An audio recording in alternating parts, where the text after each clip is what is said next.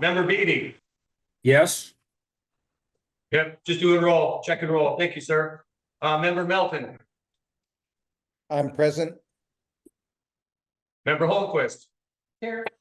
member Morijo, Here. member Bedey, Here. member Iverson, Here. member Vasika, Present. member Hertz, Present. member Gall. Here. Member McGilvery, Here. member Bott, Here. member Cotton, Here. member Logan, Here. Dr. Ross.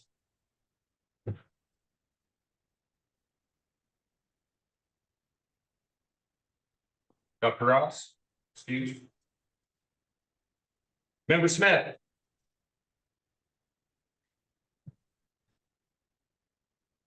Member Smith, excuse. Member Jones, Here. member O'Hare, Here. member Fern.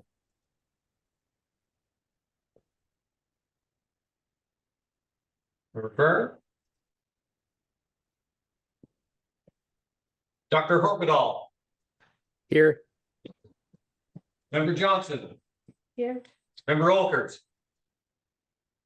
I am here. member Wiggers, Present. Chair Osmundson, here. Right. Sure, I got a text from a member of the public that says they can't access the Zoom. Are we having trouble getting public people into Zoom, or should I just send her the other link? I think for now you can send her the other link, but I'm working on the back end to get it on the website. Okay, so let's just tell her we're working on it and let us know if she can run. Near future. So, okay, well, thank you again. Today, I think it's a short agenda, but I think it'll be some good discussion. We're gonna go and have the subcommittee chairs report out on what all you've talked about over the last month, some of the discussions that you've had in those subcommittees, and get feedback. But before we're going to start first with local government Chair Hertz, but before we do that, we're going to have Derek Bell give us an update on just the property tax rebate, kind of give us some high level numbers of where we are today, and before we get started with the subcommittee. So, yeah. Great. Thank you, Mr. Chair. For those that don't know me, I'm Derek Bell. I'm the Division Administrator for the Department of Revenue's Business and Income Tax Division. Happy to be here this afternoon. I handed out to those in attendance a brief summary of the updated statistics that we have regarding the property tax rates from last year. I also emailed it to Brandon a little while ago, so hopefully that the online participants will see those statistics as well. As it stands now, the department has issued over $142.4 million in property tax rebates for the 2023 season. We received approximately 227,000 applications in total, and the number of applications that we have approved to date is 216,387. Now, I'm not telling you that these are final numbers because they're not. As we're inching forward into the year, these numbers should be a little more solidified, but we still have appeals rolling through our system. I'm hoping by May, when we present to the Revenue Interim Committee, we'll have our final report that walks that committee and anybody else through where we were and where we're going for the 24 rebate season. But these are the best numbers we have right now about how many rebates were claimed so far, the number of applicants, and the number of applications that we've approved. As you'll see here, I've also included some other statistics you may be interested in. Most of the folks that applied during the August season, as you'd expect. The vast majority of folks applied using our online transaction portal rather than filling out a paper form. And you'll see I also included at the very bottom some of the 3 core criticisms or complaints that we received from citizens along the way with respect to why they did not qualify for a property tax rebate. I thought that was important for you to see kind of what we were encountering. But I think the important thing to leave you with is my division was responsible for not only disseminating the rebates, but also dealing with all the appeals and objections. We heard virtually no objections from citizens about not knowing about the rebate. We heard complaints about why I didn't qualify and those types of things. But the level of outreach that the department pulled off with respect to the mailers, town halls, and all those things, I think had already proved fruitful. We're gonna see if we can improve them for 2024, but virtually no citizen said that they didn't know about the rebate or didn't know where to go to apply for it. So high level overview, if you have any questions, I'm happy to answer them. Any questions for Derek? I guess I would just briefly, Derek, could you, like, the applicants that missed the October 2 deadline, do we know, is it that many or was it a small number? It's a small number relative to everybody else. I'd say you're probably looking into single digits. There's probably a couple thousand folks that missed it for any number of reasons. And we have right now maybe 5 to 10 appeals at our Office of Dispute Resolution. Most of those are late appeals. What I can tell you is although the legislature in House Bill 222 did not include a reasonable cause exception for the rebate application like it did in 2007, we asked our staff to be liberal in their construction of that deadline. So for folks that had any application postmarked by the 2nd, they were approved. Other folks that had extenuating circumstances like hospitalizations, caring for elderly folks, you name it, if you went down that list of awful circumstances, and we heard a lot of them, we pushed them through the system. The folks that were in France for camping for the summer and just forgot about it, those are the ones that got denied ultimately. So I would say of the 1,500, 2,000 folks that were late, many of those ultimately got a rebate. We were able to work through why they had some problem technology wise early in the process. And so most of them was fine. A lot of us got. But Derek, do we have any estimate going forward for this cycle, what we anticipate? You know, what kind of an increase do you anticipate in the applications? I know it's a swag, I understand. It's just, I think I'm looking at the folks in TBR who are bowing their heads and not looking at me right now. There's going to be some flux there. We heard a lot of folks who didn't qualify in 2023 because they moved into their home after the valuation cycle. I'm not sure how many folks met that criteria. New homeowners, new property ownership. I'm not sure if Paula or Bryce or anybody has statistics on that. So I would say 10, 15,000 maybe. We're hoping that we have a lot of repeat customers and that their experience is a little faster this go around. right. Well, I think it's impressive that, you know, no one complained about the fact they didn't know about it. So that's pretty good. Yep. Any questions online? Okay. Thank you, Derek. Thank you very much. All right. We will turn it over to Senator Hertz. Can you hear us, Senator? Yes, I can hear you. How about, can you hear me? Gotcha. Thank you. All right, perfect. So, our subcommittee met on March 5th, and we had all the members there, and we also had other individuals participating. So we kind of started out with the problems that we identified at the full council's meeting on February 14th, and then we had kind of a matrix we went through on possible solutions and worked through those. Also, during our meeting, the Department of Revenue gave us a update and basically just an explanation on all the different property tax assistance programs that are available for taxpayers in Montana. And then also the Department Administration through their local government depository where local govs provide the Department Administration with their budgets, their annual financial reports, their audits, other financial information so that we and the public's aware of how you might be able to go out there and look up information in regards to a local government that's on the statewide website. So after that, we then got into our discussions and we identified several different issues that during the next meeting or two that we will have that we want to work through and gather more information that will help not only the members of the subcommittee, but the public too, to kind of understand maybe some potential options and solutions that we might have in regards to local property tax issues. So one of the first items that we talked about was non-levy revenues and how they impact local government budgets. And so non-levy revenues, we're talking about things like federal timber payments that,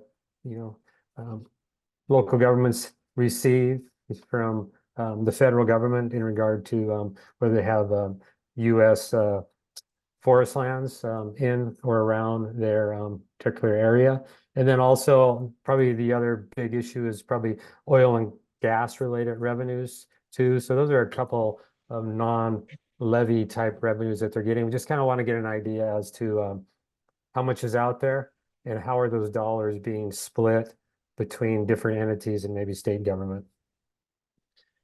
And then the next item that we'd kind of got into was the timing and consideration as to elections when it comes on different mill levies for local governments and schools. And I also noticed that when I participated and listened in on the subcommittee, education subcommittee, that was an item that they identified too. And so we'll probably need to determine which one of our subcommittees is maybe going to dig into that a little bit more so we don't duplicate our efforts. The next item that we talked about was mechanisms for controlling property tax growth. And the main one right now is 1510 420. And that's where local governments, are capped at 1/2 the rate of inflation plus new growth, which a lot of times seems to be omitted in some discussions. And so we're kind of looking at what's a potential maybe replacement for 1510 420 because it is very confusing to not only the public but also elected officials. One of those ideas might be looking at Senate Bill 511 from the 2023 session. So we'll be going through that in our next few subcommittee meetings. So we can get a real good understanding as to what Senate Bill 511 and just kind of an overview for that for non-legislators who maybe not have followed that. It's more of a hard cap.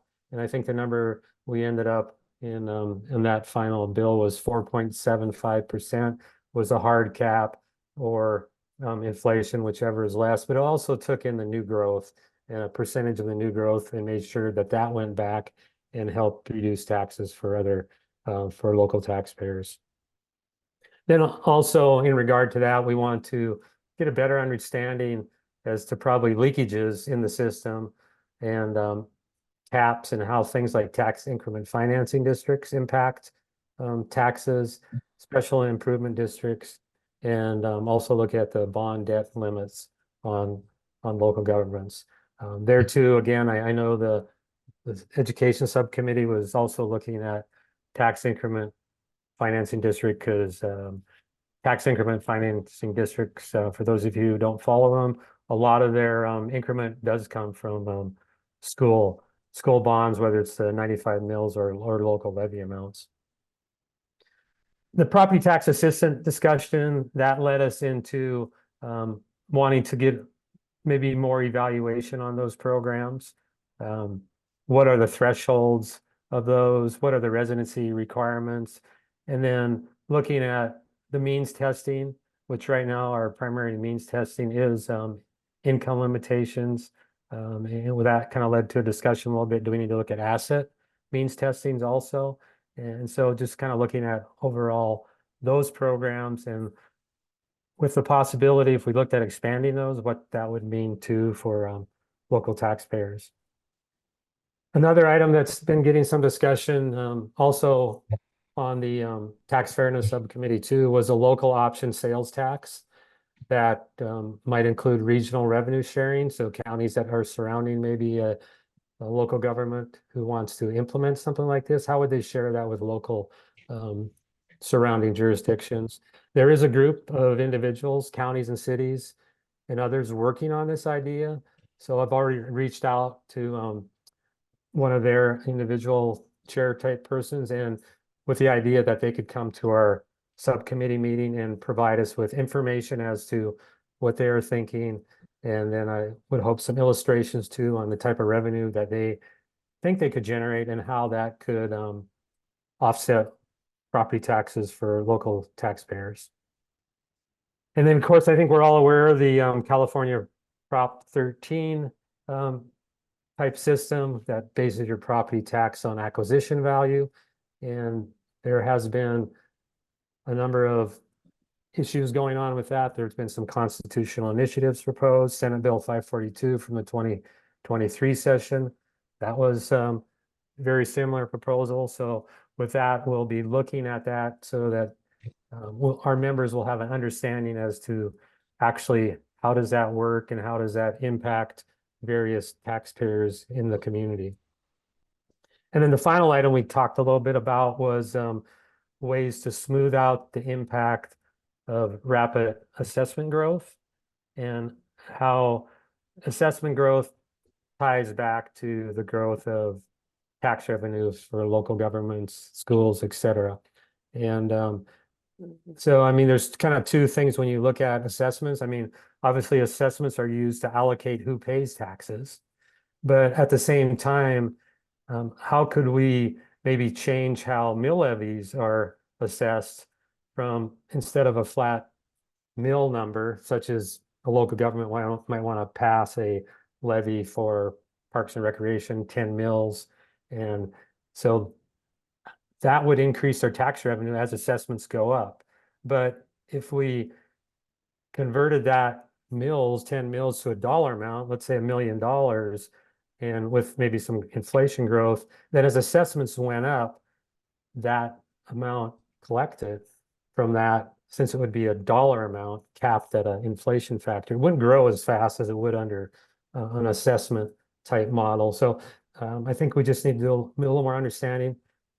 How does assessment growth relate to tax revenue growth, and what are assessments truly intended to be used for? So that's kind of a summary of as to what we went through, and I'm more than happy to entertain any questions or comments that anybody might have, or if Vice Chair Galt or any members of the subcommittee have anything else they might want to add or that I missed, feel free to weigh in.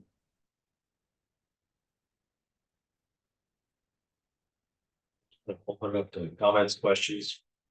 I have a few, but I don't know if I can see the hands on them. I guess Brandy, if there's hands up, let me know. I guess the question, I'll just lead off, Senator. When you had DOA give you kind of a rundown of some of the repository local government budgets, I mean, I know we've been working with them. They've been working with MACO and LFD to try to make that a little bit more transparent. Did you guys kind of run into that situation as we have in the past of some of it's in a PDF format? It's not necessarily something that you can necessarily utilize. At least that's been our experience in the past on a database type format. Yeah, we did discuss that, and that's an excellent point. That it's a good repository, but the database, as you said, it's not always user friendly. It's different from local government unit to local government unit. It's not always provided in a timely fashion. Some individuals are delinquent, and you can go on the site and you can look up and see which local government entities are delinquent in submitting this information. But I think it's going to be an excellent source, but we need to figure out how do we make sure that that information is usable and it's comparable from local government entity to local government entity. I know we've been working, with Cheryl on that, trying to get some better data, and she's doing a good job on that, trying to move that forward. I'm hoping that we can do some of it at least in time, so that if you guys, on that subcommittee need some of that information, it's available, in a database format where you can actually query, questions into that database and get some good information out of it.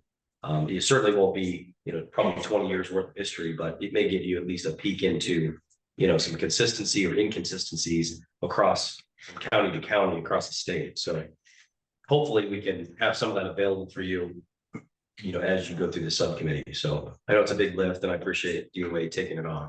Yeah.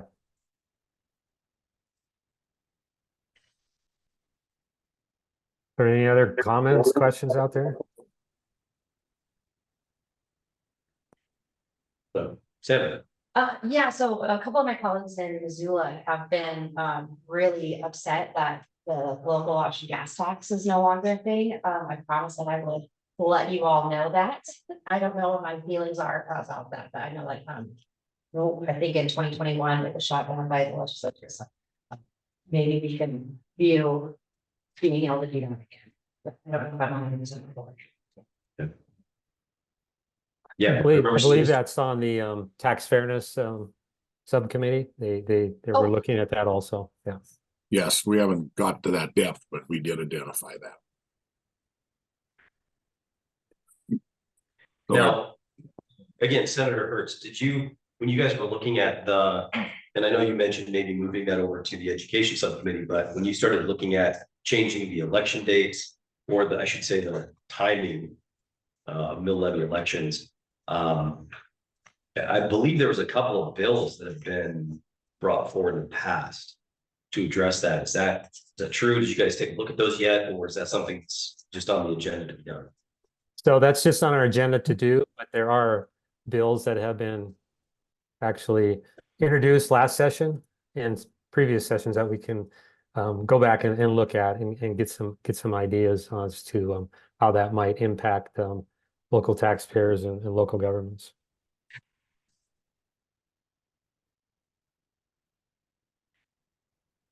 Again, I probably can't see the hands very well, so if you have a question, just pipe in, please. Yes, Chair Osmundson, this is Rep. Bedey from Hamilton. So yeah, there was legislation that did not pass in the legislature last time that dealt with the issue of changing election cycles, and specifically a small portion of one of those bills did address moving school elections to general election dates. It turns out that this is a fairly complicated process because it interacts with both the selection of and the cycle, perhaps the terms of school district trustees, and would require a revamping of the budget cycle as school districts prepare their budgets. The bill was pretty well crafted. It was well coordinated. I think that there's well, I'm confident that it despite the challenges involved, that a move to the school elections in November could be done. The question is whether the effort is worth it. And so, just to give a preview, perhaps get ahead of my own presentation later, we're going to examine that more closely when the education subcommittee meets. Okay, so Representative Bedey, you're going to take that ESOP in. Is that my understanding? Chairman Osmundson, we will take the moving of the possibility of moving school elections to November. Yeah, we'll take that and run with that. It's acceptable to you. Thank you. That'd be great. I guess one other thing I was looking at on here, Senator Hertz, that 511. I do remember last session there was a tool that DOR had built. Did you guys have the opportunity, the time to take a look at that tool that they had built, or is that something you just, again, kind of have on the agenda for the next subcommittee? That will be on our agenda for the next subcommittee to look at those type of tools that's available through LFD.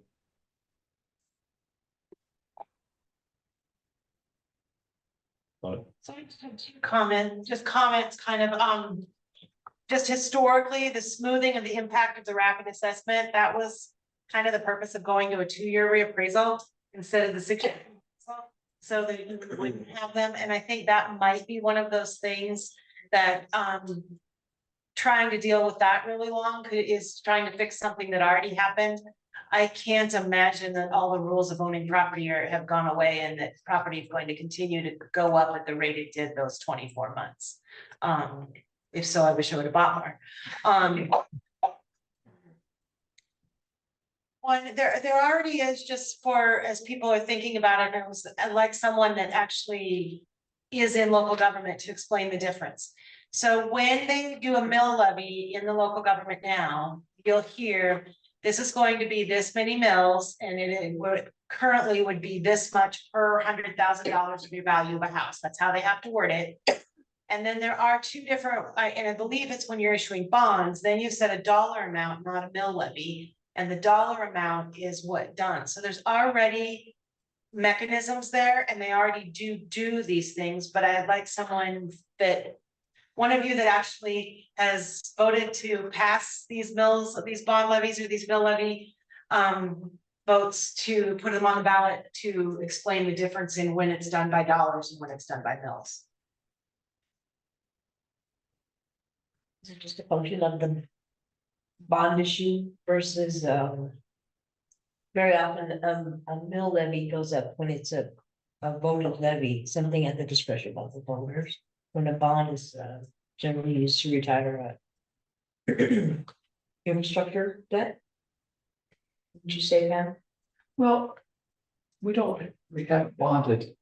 Yeah, we And we haven't asked for a mill levy, so it's. the whole time, yeah, but we were there when they were bonded for. No. I will look into it. I Cities haven't- bond more often than. Yeah, and I haven't represented the county treasurers in about 6 years, so let me check the new law and current law. I do know that you can put it out either way. There are 2 different ways to put a question to the voters now. If a dollar amounts. The bond, so I looked at this when schools issued them.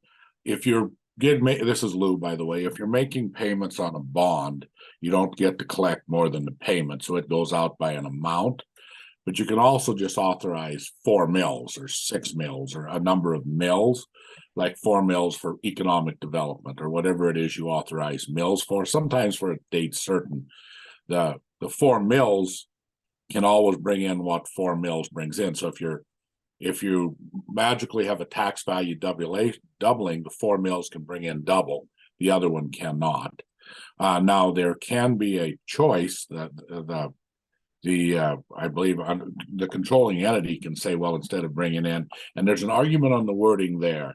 If it says you were authorized up to 4 mills, they can run 4 mills all the time, but if 3 does it, they could drop. Or if you must have 4 mills and it's 4 mills, I think, and correct me if I'm wrong, Senator Hertz, your thought process was there's many times that some of these fixed mill levies, in particular in areas where you see 50-60%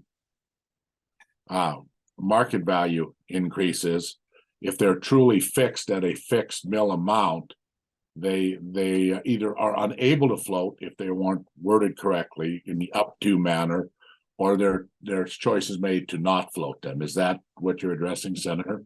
Yes, Representative Jones, that's correct. And part of the issue is a lot of them may be inclined to issue a specific number of mills, such as the 4, instead of a dollar amount, 500,000, because the 500,000 won't grow under state statute, I believe, with a half a rate of inflation amount. So if we could come in and say, yeah, no more fixed mills, but if you're going to grab a dollar amount, we'll let that grow and as it needs. And what would the growth be? Could be inflation, could be some other mechanism to population plus inflation, just a number of things, but just kind of a way to make sure that they're not getting excessive income due to extreme increases in assessed values.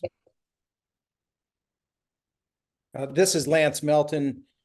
Just on behalf of the schools, I think partially what you have to do is to look at the underlying section of law that's governing the reason you're bringing a ballot. And I'll give you an example. You can have a school safety levy for schools under section 20-9-502, subsection 5. And the limitation on the amount of that levy is based upon the board's estimated costs of improving school and student safety and security.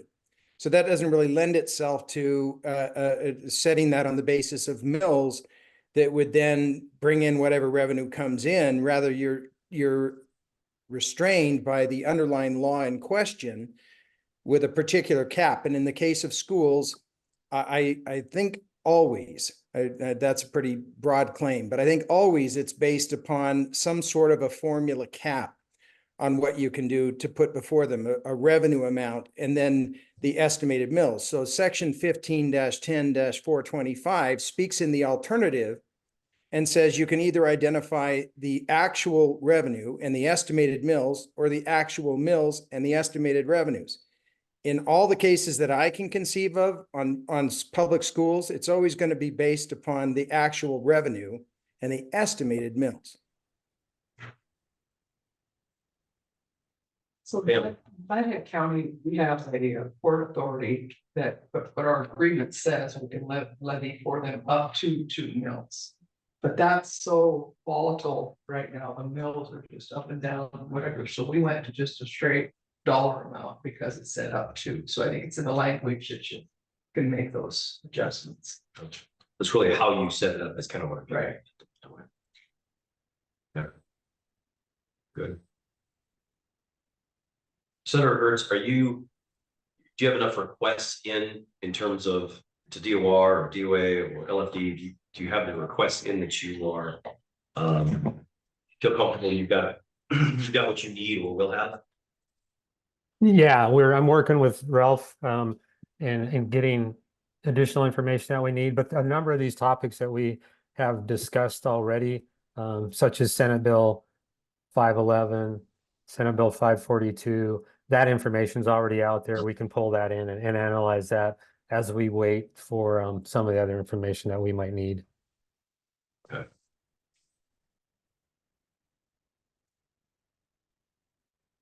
Sounds like you have a lot to cover. Oh, I don't think it's too bad.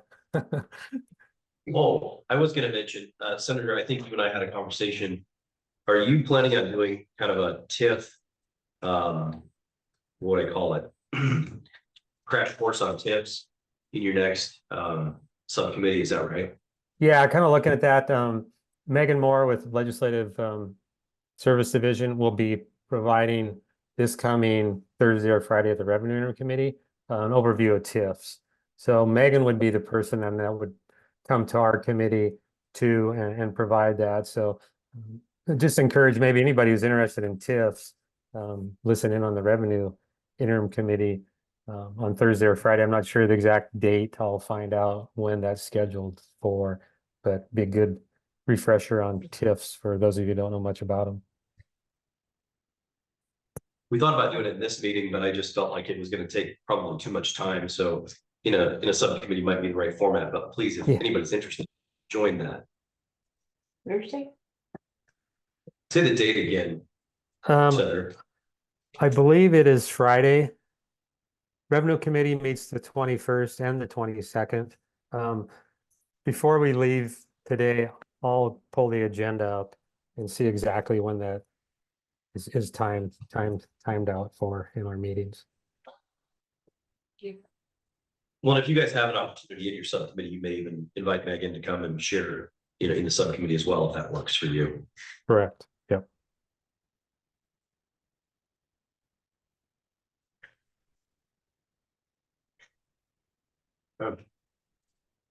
Any other comments, questions on the local government subcommittee?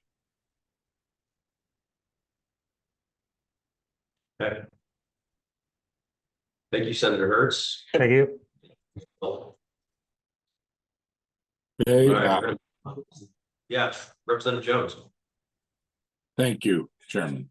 So I was myself and Todd O'Hare, who's on as well, were the Governor's Property Tax Advisory Council. And so we met on March 4th, discussed a wide array of items. And I do these by slides. People like talking from one side. I like a lot of slides. So we'll go through each one of these points on the slide. But you can see them. The issues we identified below were the homestead exemptions, possible Comstead, some seasonal accommodations tax, seasonal or local option gas tax. We also talked about the local option sales tax, which I believe we will be sharing across with Senator, let's see, sales tax. I mean, Senator Hertz will be doing that one. And we talked about the 397 school districts and could something be done there. And actually, there was one other item not listed we spoke about, which was was there need potentially for some assessment like system to take care of some of the public safety fire costs given the rise of the nonprofits and government entities. Again, when these folks do not pay that section, basically the folks that do pay it, well, primarily 76% is residential because that's the new market share there. So So these were the items on our agenda. I will just go through them here. So we began every conversation, as we always do, to talk about some evidence again that borrowing Mr. O'Hare's words, Vice Chair O'Hare's, that the puck has moved. And so this chart was again a reminder to folks that in Montana the puck is moving. When I first started looking at this stuff, the combination of natural resource and other taxes was a very significant part. In conversations, we always talked about it as the third leg of the stool, kind of our version of a sales tax. But as you can see moving forward, especially the natural resource portion, the treasure state portion has stayed fairly flat, while the others have moved away. And so I'm not suggesting that natural resources are not still significant. I'm suggesting on a relative basis, they're not as large as they have been, and more evidence that our destination style economy and high-tech economy is becoming more dominant. This was another site, and this group hadn't seen these, so I asked to have some of them put together. This shows, again, some evidence, shows the increase in short-term rentals, those little kind of hotel-like items that now have bopped up in our residential neighborhood, qualify for residential taxes. You can see the explosion of short-term rentals even in this short time frame. And you can also see that rapid increase in homes over $1.5 million, the more McMansion style homes. Although it's well, there's a lot of homes worth well more than 1.5 million, but definitely an increase and a relatively rapid increase. This slide I found very fascinating, and it was actually, and it will not be perfect, just so folks understand, but we've been trying to come up short of being able to cross-tabulate income tax and property tax, a methodology for estimating what is the growth of out-of-state property ownership in Montana. And so the highlighted line, and actually the line below it, indicates that about 22.1% of the taxable value in Montana is having its tax bill mailed to an out-of-state address. That indicates at least some level of out-of-state ownership. Again, that could just be having their tax bill mailed to Arizona and they're on vacation. But conversely, you could have a tax bill being mailed to a house here for a caretaker. But there's certainly growing indications that property ownership of Montana is increasingly being held on the residential side, in particular by out-of-state ownership. And finally, this chart indicates what's the growth of population and inflation, and what's and we just linked it to the lodging taxes, but the growth of the lodging tax indicating overnight stays, often linked to tourism. That again, a conversation about the rapid growth, how quick it's going up, in particular, and there's some regionalization of this when you look into it, but in particular where the trees are in the western 60% of Montana. Over and over again, there's more evidence that it's a Hawaii-like discovery, that folks continue to move here.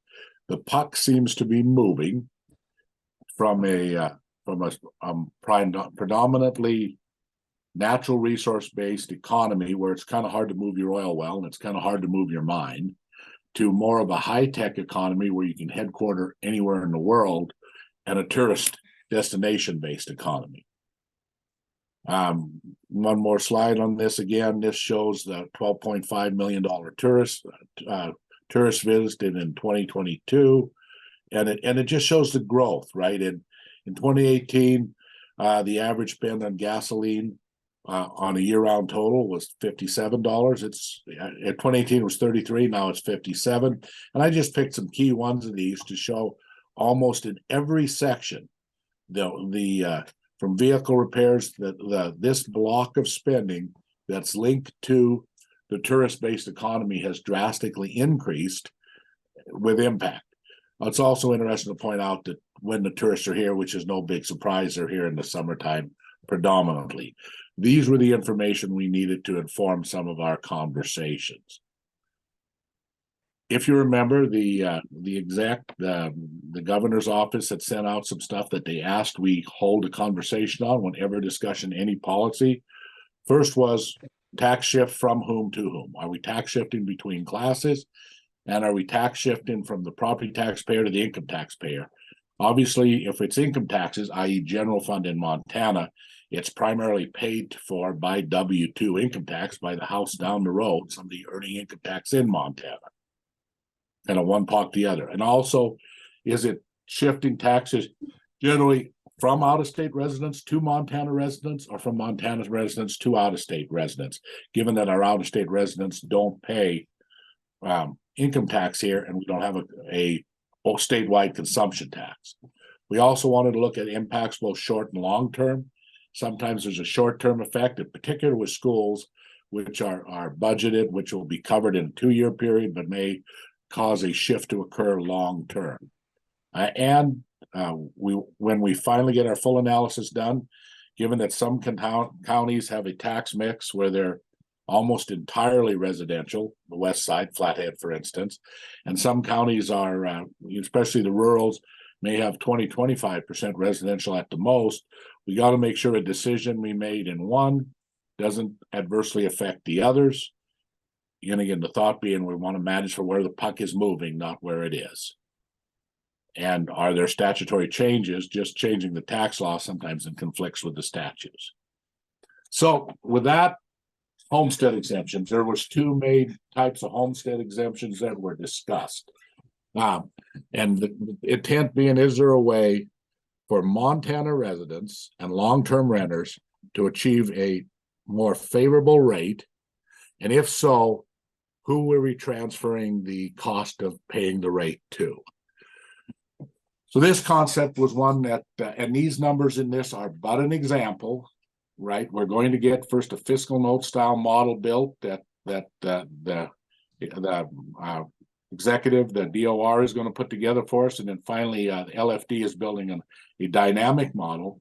But the concept is pretty simple. What if, in order to meet constitutionality, what if we take and increase the residential rate to some number, and 2.2% was just a made up number, for everybody up to 2.2%, but offer a 50% reduction for Montana resident homeowners and long-term rentals.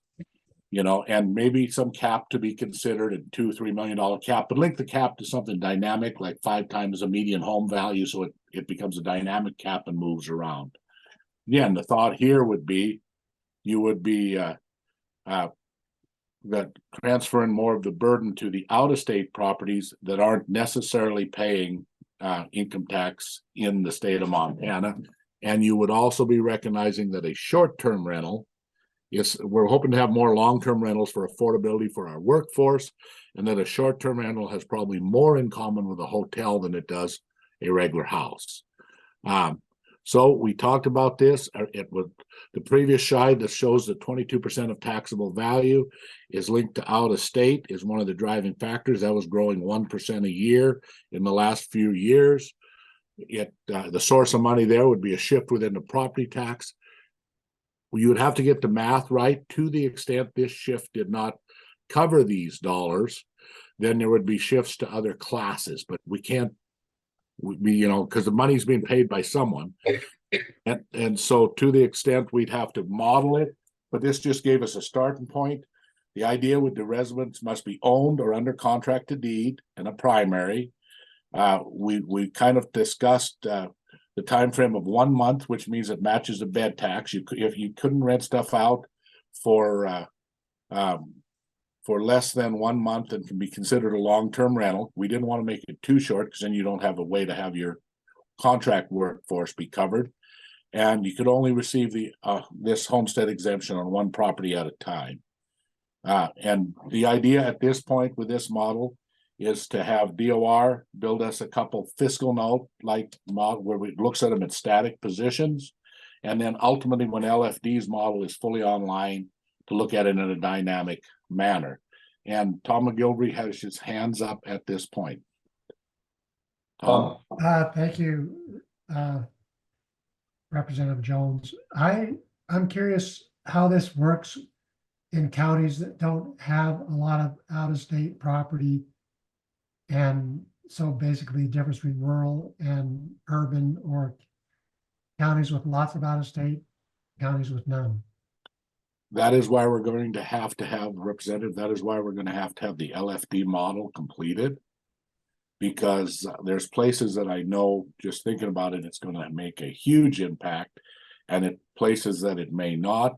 And ultimately, when we because that is the challenge with every one of these discussions, depending on your property mix, including in-state and out-of-state, you're going to potentially feel different impacts. Ultimately, once the LFD completes their model, not only will you be able to see it by county, you'll be able to see it by every taxable jurisdiction in the state. Initially, I've certainly had the same question, but in order to buy down residential rates, you're going to have to source income from somewhere. And so we'll see what the fiscal note produces. We'll see what, and it's certainly something that, given we have so much ownership, unfortunately, it's in certain areas, so much out-of-state ownage, it's something that in a state without a consumption tax has some compelling nature to it. It's popular. How it works county by county, well, we'll soon see. You know, that'll take a couple, 3 months for that full model to be online. Some of the fiscal note modeling, which Ralph is listening to, maybe could give us an indication on the static model as well. I hope that answers in some manner. Thank you. Representative Jones, we got a question here. Cindy. Oh, sorry. Chairman Ross, Representative Jones, this is Cindy Johnson. Yes. In all of this modeling, are we giving any consideration to those essentially family homes that are owned by small family, like farming corporations or ranching corporations? Some of them are in communities and some of them are not in communities, but for those that were in communities, they didn't qualify for the original property tax rebate because of their status. But have we given any consideration to those kinds of ownership? They're going to all be part of the conversation on what's included and not included in the model, right? What is a primary residence? We'd have to have some caution so that every LLC didn't just suddenly own a house and qualify. But Right. Obviously, it would be something that's worth considering, you know, and hopefully at the end of this study, that will come up, because a lot of the small farm operations, their business owns their farm. It does give them some favorable write-off advantages when they're fixing up their houses, but it does stop them from qualifying for some programs as well. One more question. Mine also, I thought of this after our meeting, this Rhonda Wiggers, Mr. Chairman, Representative Jones. The applicants would only receive one property at a time, but we talked about making this work for rental property. Generally, rental property is owned by someone who already owns a house. So if they can only get one, I would guess they would choose to do it on their own property.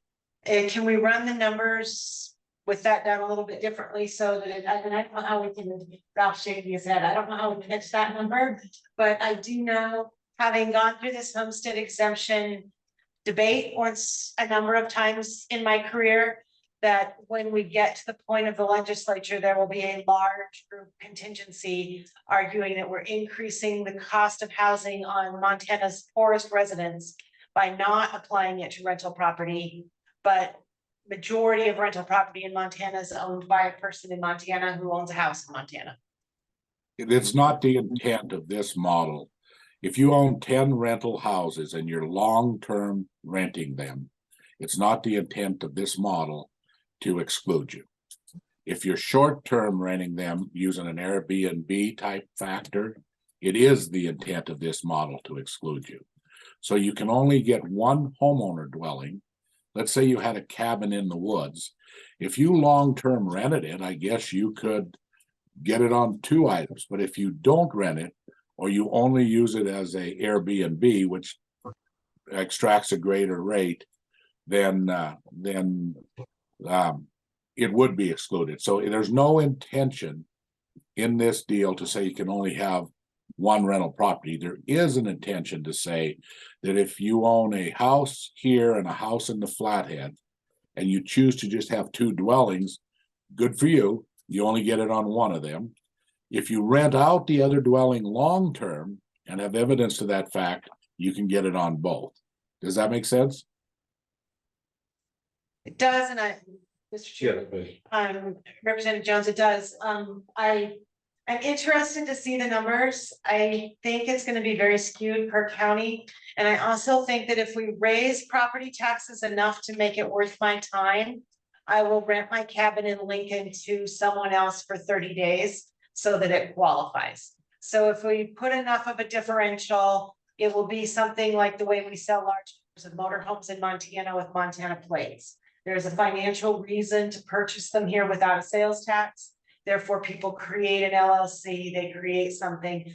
And I'm struggling to see how we're gonna handle people whose properties are in trusts, because that is how you deal with the states, or farms and ranches in the state, without making it open to all LLCs. I don't think we can put someone at the Department of Revenue whose job would be to decide if your LLC is legit or not.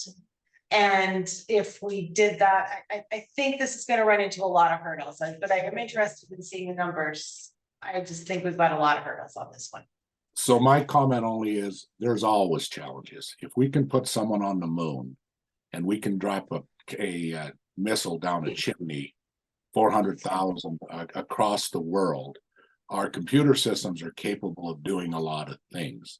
Without some methodology of finding a way to enhance revenue, we can change nothing. And so ultimately, we're going to switch between income tax and property tax. So without a doubt, the argument I hear on the doors on the street is we have an out-of-state ownership problem that's bidding up property, and they need to pay their share. We're going to have to figure out how these folks find a way to participate. It is likely concentrated in certain areas. Maybe there will have to be a distribution mechanism spoke of, but it begins with an analysis. There's always a reason something does not work. Hopefully, when we get done with this, in particular with our ability to do enhanced work on data, we can see ways that things will work. This one has some merit in that it keeps the changes within the property tax system. It targets the very folks that have bid up the 40% or 60% increases in value. Yes, they are building stuff here, and I very much appreciate that. And they're maybe even, given the value of their homes, are paying a significant portion of property taxes now, commensurate with services, but so is a pipeline. A pipeline doesn't require much services, and it pays taxes too. So ultimately, to solve or address this problem, there's only two ways. One is limit the growth of expenses. We can only do that so much. The other one is to find revenue sources. A homestead exemption is a discussion about a shift towards some out-of-state revenue source in a state that does not have a sales tax with a significant measurable movement to the in-state. It will be difficult. We'll see what the model says. You know, Representative Jones, just a real quick thought on that. I mean, there will always be loopholes to some extent, right? So right now we're getting 100% of nothing. So to get something would be good from some of these out of state. I guess the question I have, and I think you are probably already on this, but just more of a constitutional question. I mean, I've looked at some of these things in the past, you know, on a equal protection issue. Are you guys looking into that? Do you have some sort of amendment? We'll have that analyzed, but since everybody's rate is going to the higher number, everybody's rate's going up, and there's a special reason. The homestead exemptions are pretty common. And so as long as all residential pays the rate, and the exemption is only available to you based upon age, based upon where you live, based upon some other item, that's constitutional. And if you own a duplex and live in it, and you have a short-term rental duplex, they're both taxed at the same rate. All that happens is you as an individual, based upon it being a resident, qualify for the homeowner exemption, if that makes sense. So we're not It does. charging two different rates. So, but yes, that is something. Yeah, just anytime we start dealing with residents, non-residents, that question will always come up under equal protection. So No, I was just curious. under this, the resident and the non-resident pay the exact same rate. It's just the resident gets a homestead exemption. Really no different than the non-residents in this other one. So this is the second homestead exemption. It was a bill that came last year. Basically, this one picks a number. This one was $50,000, and it just reduces the assessed value of property by $50,000. It backfills with the income tax, right? Same type thing. It's owned or under contract by deed. No rentals in this one. Only one at a time. Can't get it on your cabin. You know, and so it tries to do a similar thing. Can't get more than one of these programs. You can't qualify for, you can't stack the programs, the intangible value, the tax assistance. But what this one does is it simply says we're transferring it to the W-2 income taxpayer, right? We're saying the Montana income taxpayer, again, not the Bill Gates or the Justin Timberlakes, but the Montana income taxpayer will be paying income tax to buy it down. It is an easier one to do. It does not, but it just, this one moves money around within Montanans. The person paying the W-2 in the neighborhood helps pay for his own deal. It probably has some shifting. Income tax is more of an urban phenomena than a rural phenomena. So it probably has some shifting from urban to rural, especially since there would be no barrier to moving across the state. But as we look at this one and try to apply our conversation of who shifts where, again, I know Ralph and Crew's listening. I would love to understand where all the shifts are and whether it's in-state or out-of-state on this. In my mind, this it just shifts it from urban to rural and primarily within state. Now, it's an easier one to administer by far. Those were the two versions of the homestead exemptions discussed. There is a hand up in what I know, I think it's in the attendee block. Maybe they just want to be promoted. Dave Fern's trying to be promoted. Randy, can you thank you. And I'll continue onward. If he asks a question on this, we can always come back. When you can, Dave, just go ahead and pipe in and get to your question. Okay, so Comstead exemption. Obviously, if you monkey with the rate on the residential, since it's currently linked in this weird 4A deal we have to it's 1.4 times the residential. You're going to have to consider decoupling the link in some manner, but if so one, we got to talk about that as we work with the residential rates. We'll have to think about their coupling. That's a matter of law. The Comstead example is a different concept. We just got to build some model on it. But here the idea is, what if instead of, and again, we're making up these numbers, but what if the commercial rate was set to 2 or 2.25, and you gave a 25% Comstead exemption up to a certain value? So the first $2 million of your business property is well, if I use 2%, your first $2 million of business property, or up to 2 million, you would be at 1.5%, 2% thereafter. The concept, of course, is if we're trying to keep the flower shops alive on Main Street, the little Holmes Cafe alive, this would have this would transfer.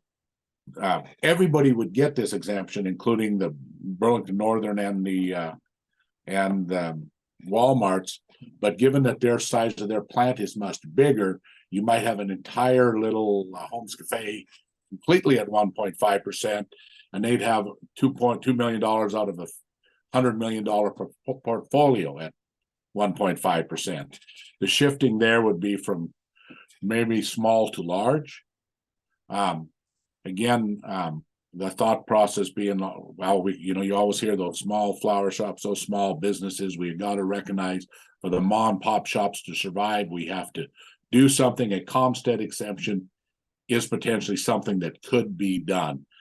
Again, we need just a couple fiscal note models built, but does the thoughts of the Comstead exemption and why generally make sense? Okay. It does. Now, just one quick question, Representative.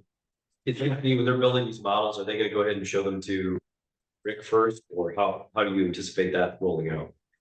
So my thought process is the LFD's models technically have to be shown to a legislative committee first. However, the big homestead exemption model, because of the complexity that Miss Wiggers brought up, will take some time to get right.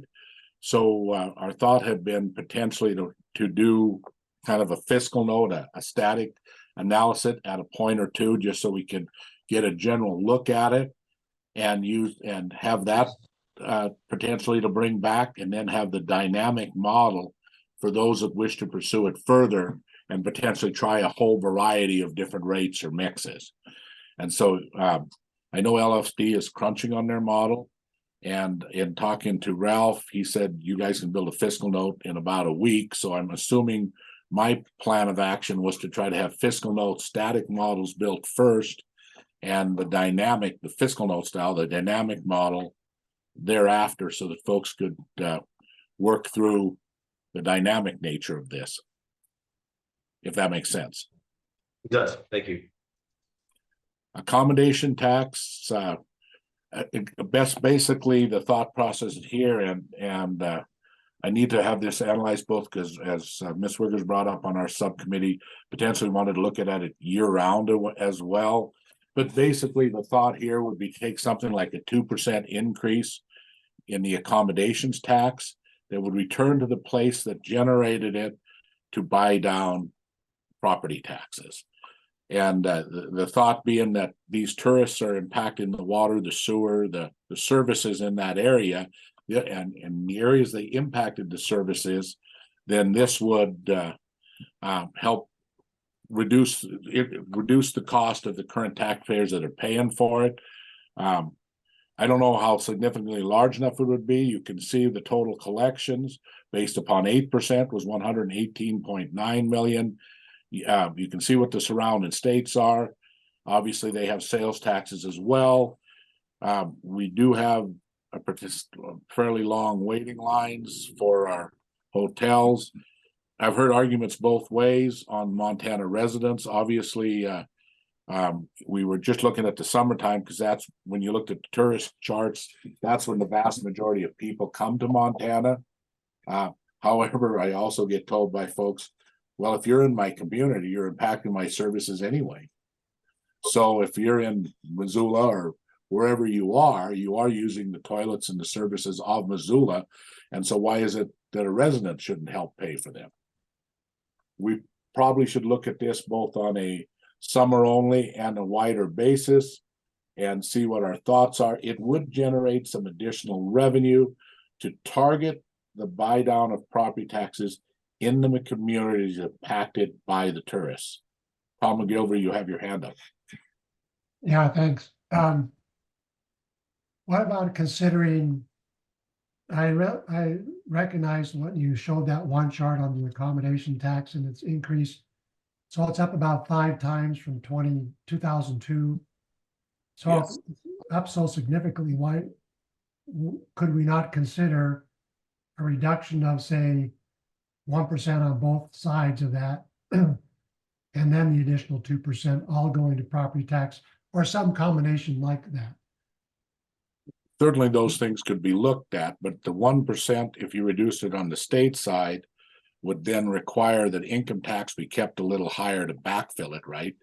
Because if you look at the provision of services from the state, we've kept growth at about the 4% line over a period of time.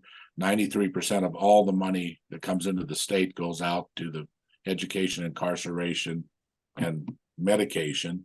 So to the extent we reduce accommodation tax on the state side, we increase our dependency on the very variable income tax. We'd have to hold that conversation. The 1% on the that goes to the commerce side has historically gone to across the state to promote the increases in these tourism and the bed taxes in these communities. It has to this point been very, very jealously guarded. And that's certainly a painful experience, but obviously where we source it would matter. Could we, instead of increasing it, could we take one from one side or the other? Could we do some combination thereof? Yes. To the extent we don't generate new revenue, we will gore some ox. Looks like there's been a lot of new revenue generated. And I realize that flows in a lot of different directions.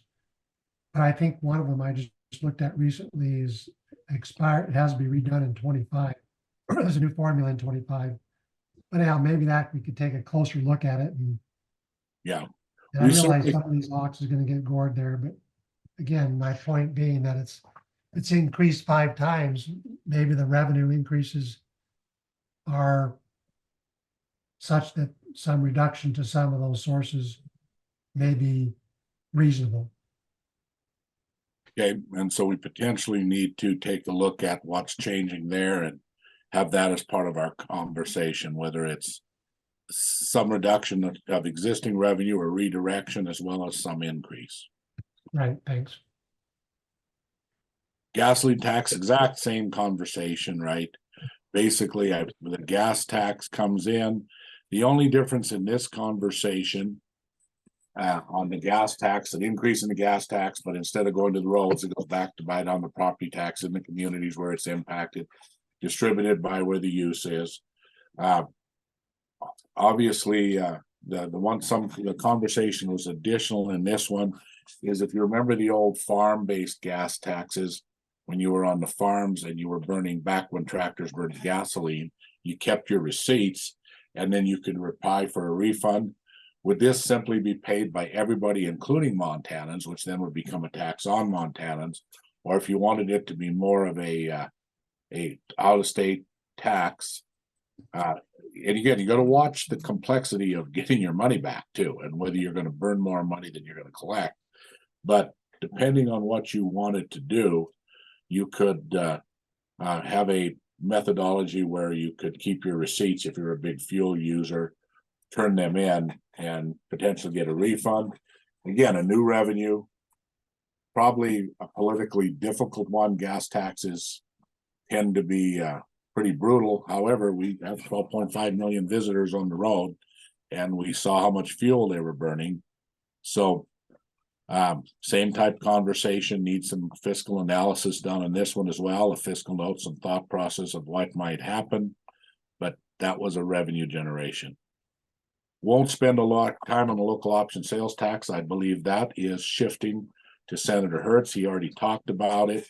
The one conversation we had is we're having a legal analysis done. In fact, it may be done by now. The one big hole that has always stopped the local option sales taxes in the big 7 is e-commerce, right? If you think about what happens, about 20% of the sales, if South Dakota numbers are correct, 20% of all sales in an area are now e-commerce. And when you go to those local areas and even if you're trying to target tourists and you're saying, well, the flower shop, wherever you're charging this, the competitor is running down the road, not paying it at all. And so it's a more palatable thought if those that are involved in e-commerce can participate. The initial analysis from Mr. Coles was the law probably indicated they could do it, that it didn't say it had to be statewide. He was going to get this worked up, but the challenge would be the technical feasibility of doing it. Again, it's a high-tech world. Could you just say these addresses, geofence this thing, and if you shipped into those addresses, you would pay the tax. Obviously, you would have people shipping right outside the address. There would be some leakage, but we're getting 100% of zero now. If all of the big 7 could include e-commerce as part of their local option tax, then that might make it more palatable overall. Otherwise, we increase the differential. But that was our conversations. We'll see what the e-commerce comes in. Senator Hertz, you may want to follow up, since I believe this is coming your way, and see where Jared Coles is on the e-commerce portion of this discussion. No, Lou, I think you covered everything there. I don't have really any more information to provide. All right, well, when he gets his analysis, you can present whether it works. So he did, his last statement to me was, this might be legal, but you better put a lot of money with it to try to survive the lawsuit when they sue you. So we'll see if how this works out. Here's the nonprofit government building, and actually Helena, people in Helena brought this up, and they said, man, with all the nonprofits we have down here, all the government buildings, they all need public safety, they all need fire, they all need services, but are the residences and the for-profits all have to pay for them? Is there a base set of things? And I just listed a few, there could be others. Are there those things that should almost be an assessment, that it doesn't matter whether you're profit or non-profit, you pay your share of your fire service and your public safety? There was a bill that came through last time that tried to do this. It wasn't particularly popular. But again, as the growth as nonprofits continue to grow, this is a topic. And again, turning to Frank, we're going to have to hold some conversation as to how this might work. And Tom, you have your hand up. Yeah, thank you. When I think about this, I can appreciate this, and I think it's a good idea, frankly. I do also think that there's different entities like nonprofits. There's nonprofits that charge fee for services, substantial fees for services, and there are nonprofits that frankly give all their services away for free. I think a distinction needs to be made, because the one who gives the service away for free clearly is doing a public good. Not that the one that charges a fee for service is not, but it's less obvious. So I do think that there needs to, and that I think could have been part of the pushback on the bill that died I think it was in the House. So that may be a consideration to, if it's possible, to differentiate between those that charge fee for service and those who don't. So that's probably something worth investigating as we write the fiscal note on this. And Sean, I see your hand is up. Thank you.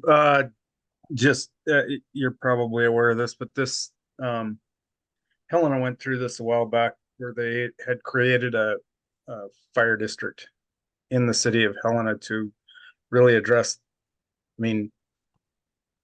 this issue that you're talking about. And the interesting thing was that it was challenged by both the state and the schools here in I think it was about 96. And an attorney general, Joe Mazurek, issued an opinion just basically saying that this is illegal because of the definition of a tax and an assessment. So that would be something that would be important to look into. All right, so our note on this slide is then we need to find that opinion. And because I don't know the legal technicalities of this one at all. I've not tried this one. And be happy to share that with you. If you would, that would be good. And and see what we come up with there. Let's see. All right. And then this one, which is ultimately transferring to Representative Bedey's group. But let's, and I needed some more slides to explain this one. So basically, schools are the big kahuna in property taxes. 56% of all property taxes go to schools. Some districts have high mills, some have low mills. A county can have both high and low mills right in a district. There's been suggestions like moving towards stuff like K-12 districts, and I'll show you why in later slides, and could help with business efficiencies and move towards a more equitable tax distribution, potentially save some administrative overhead. Equal thoughts such as equalizing the base non-voted mills by the county, so you didn't have a county with a bunch of little lines drawn in it. Some areas paying literally no tax, some paying a lot of tax, and the kids probably going to a similar school. And the rules for isolated districts and the charges haven't been revisited in a while, should we? So those were the questions that started it. Here's just some thoughts to keep in mind. Montana has about 397 school districts. probably 150,000 students now, and about $12,000 to $13,000 per student. North Dakota has 153. It puts more money in, only 114,000 students, has some oil tax to back that up. South Dakota has 148, still way less than half, 120,000, putting 10 in. Idaho is 115 school districts, 307,000 students, they're putting about 8,000 per student in. Wyoming has 50 school districts, and with their coal, they're putting more in, but still only 50 districts. Colorado has 178 districts for 883,000 students. They're getting money to the classroom by pouring 11,000 in. Utah has 41 school districts, 667,000 students. They're pouring about 9,000 per student in. All of these, and I listed these because every time you bring this up, I'm not suggesting the closing of schools, that the attendance centers would continue to exist. It's the arbitrary tax lines that sometimes cause challenges. And so can we learn something from these other states that would allow us to have some efficiencies, potentially reduce costs, and still serve student better, maybe even get more money to the classroom and deal with this taxable challenge? Here's just a picture of Montana school districts: 64 K-12s, 94 combined elementaries and high schools, 141 independents, 4 county. And these 94 are actually 188 unique district boundaries, all administrations, all different things going on. Here's a picture of Kalispell. I picked all sorts of areas just to glance at. Kalispell, here's each one of these little schools has its own district, each with a different taxable, all the stuff we hear about. Just feeding one high school. One K-12 could replace it. Here's Eastern Montana.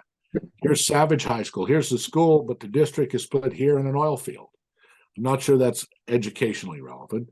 Here's the Melstone Elementary, which has one elementary district, but it's feeding 3 different high schools and somehow split between them. So we've just kind of got this conglomerated thing put together that is very challenging to manage. It seems to have some administrative and built-in inefficiencies, and there's a lot of things we could potentially look at there, from incentivizing the formation of a K-12 to maybe we'd say below the 80% line, we equalize non-voted mills across a county. Now, if you want to vote on something, that's on you, but equalize at the 80% line. But certainly, given that 56% of all property taxes are headed to our schools, maybe there's a conversation where we could gain some efficiencies, even if the efficiency was just allowing more money to get to the teachers. We certainly, it's the biggest consumer of property tax. It's certainly worthy of a conversation. I am certainly happy that David Bedey volunteered for it. And so, are there questions? I'm sure David has some questions.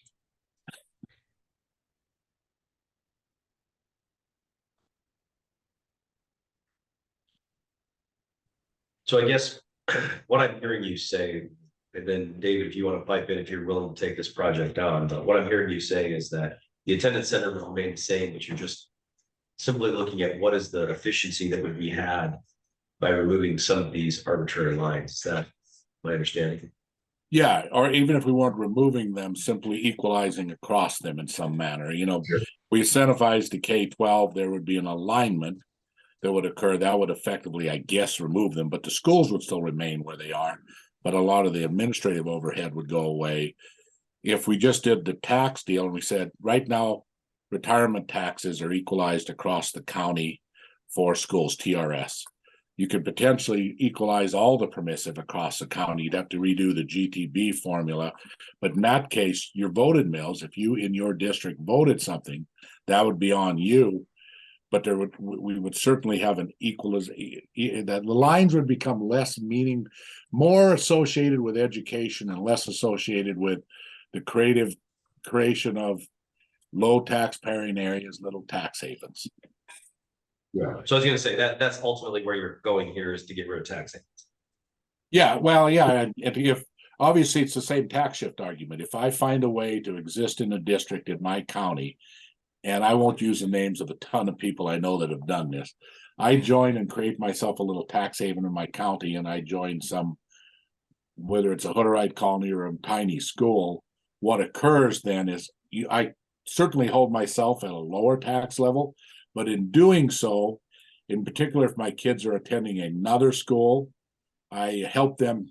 We haven't spent less money. We've just ensured that someone else pays. And so this should help us equalize the taxes. And if we can get some efficiencies out of it, reduce the overall tax burden. And David, your hand is up.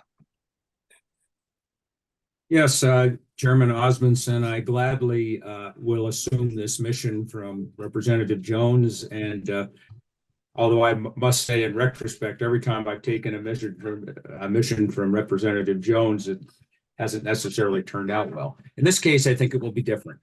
This is a fascinating challenge for us to look at. And just in principle, I think that there is some opportunity if we unify the administration of schools. This does not mean eliminate schools, but take a look at some unification of administration, which would be achieved if we had K-12 districts. Then in principle, you should be able to reduce the fixed costs associated with providing education. Remember our funding formula based upon the presentation we had back in February for schools, in the simplest terms, can be broken down into a fixed cost component and a variable cost component. The variable cost scaling with enrollment, and fixed costs being just fixed costs associated with running a district. I think that there's an opportunity there. I don't think the math is as simple as it would seem on the face of it, but I do believe that there is some opportunity for, in this case, cost reductions, and cost reductions would lead to the chance for meaningful property tax reductions without associated tax shifts.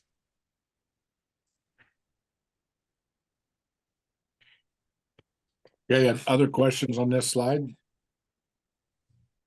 Well, I believe, Mr. Chairman, yep, that is my last slide. And I can go on to Representative Bedey's if you are so ready. Well, I guess all the questions, not just the last slide, but the whole tax fairness, that subcommittee. I guess Representative Jones, do you have enough requests in? You got adequate resources at this point in time to continue on in your? I think so. I see Ralph is on as well, and I believe that at this point for me, I'm going to be looking to the Department of Revenue to create a series of more static fiscal notes on a lot of the stuff I'm working at, and take into consideration some of the comments, questions, and ideas brought up today. And then here, after he gets that done, then our group will get together, take a look at all of these. I think ultimately they're going to give us they might show on the face something needs to go away, but I truly believe some of the more dynamic ones, like the homestead exemption one, will probably not truly be answerable till you have a fully dynamic model and you can tweak it multiple ways and just have it change, look at the counties, change, look at the counties, change, look at the counties. But yes, we're going to get the static portion done. And then we're going to see when LFD can get the dynamic portions done. Okay. Any other comments, questions, anybody online? Okay. All right, with your permission, Chairman Osmundson, I will continue. Please do. All right, so the Education Subcommittee met on the 28th of February and spent an awful lot of time doing a deeper dive into school funding and associated budgets. I think by the end of the afternoon, we had spent 4 hours doing that and discussing some opportunities. One thing that is clear is that the nature of our constitutional and statutory requirements associated with school budgeting and school funding, in a way, kind of limit our field of action in this particular arena. Not to say that we can't make some moves on property tax reductions. It's just that the universe of possible solutions isn't as wide open as it is, say, for the Tax Fairness Committee. And so we're able to focus our efforts a good deal more. If you take a look at, well, let me just start with the three boxes you have here. So coming into this meeting, we were going to examine in more detail three particular areas. As was mentioned earlier during Senator Hertz's presentation, we'll take a look at changing school dates, and specifically, we'll take a look at moving election dates to November, just to see what that looks like. Since there is existing legislation, has been the legislation drafted to do that, and I believe that legislation would be effective if enacted, I think we're in a good position to move forward expeditiously on that particular project.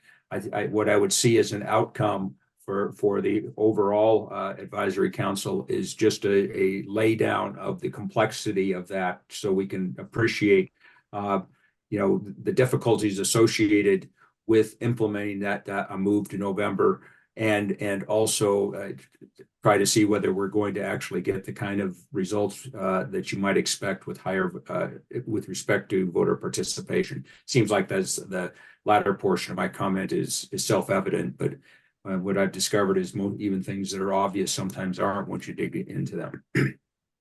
As was the next item, we are interested in how TIFs affect taxpayers within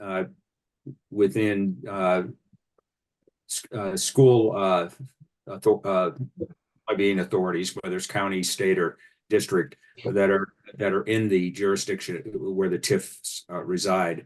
I'm hoping that Senator Hertz's efforts will allow us to perhaps quantify what that effect is as we move forward. But I'm happy to boot that particular item over to Senator Hertz if he'll accept it. Most of our attention will be placed on the statewide equalization levy, which is also known as the 95 mil levy. As Representative Jones stated, school property taxes constitute a lion's share of property taxes paid. In fact, school property taxes account for 68% of the funding of our schools. And of that 68%, 35% of that is the state levy. That is clearly the biggest mover and the one that's had the most attention. So we're going to examine what I think are probably the obvious scenarios for that and try to make some projections into the future. We do have some modeling efforts that have been released and vetted and by the Legislative Fiscal Division and presented to legislative committees that will help us with that effort. The first item we'll look at is simply to assume that current law stays in place, but recognize that the School Equalization and Property Tax Reduction Act, which was House Bill 587, has not yet been fully in effect and won't be until next year. So taking a look at that current law, so status quo, but take into account that that 587 is fully in effect. What 587 does is it creates a reduction in local county. One of the things it does is in local county retirement levies. The bill payer, though, will inevitably be state general fund or income tax. The second item, too, is to take a look at, once again, the status quo, but take a look at making some changes to what was put forward in HB 587.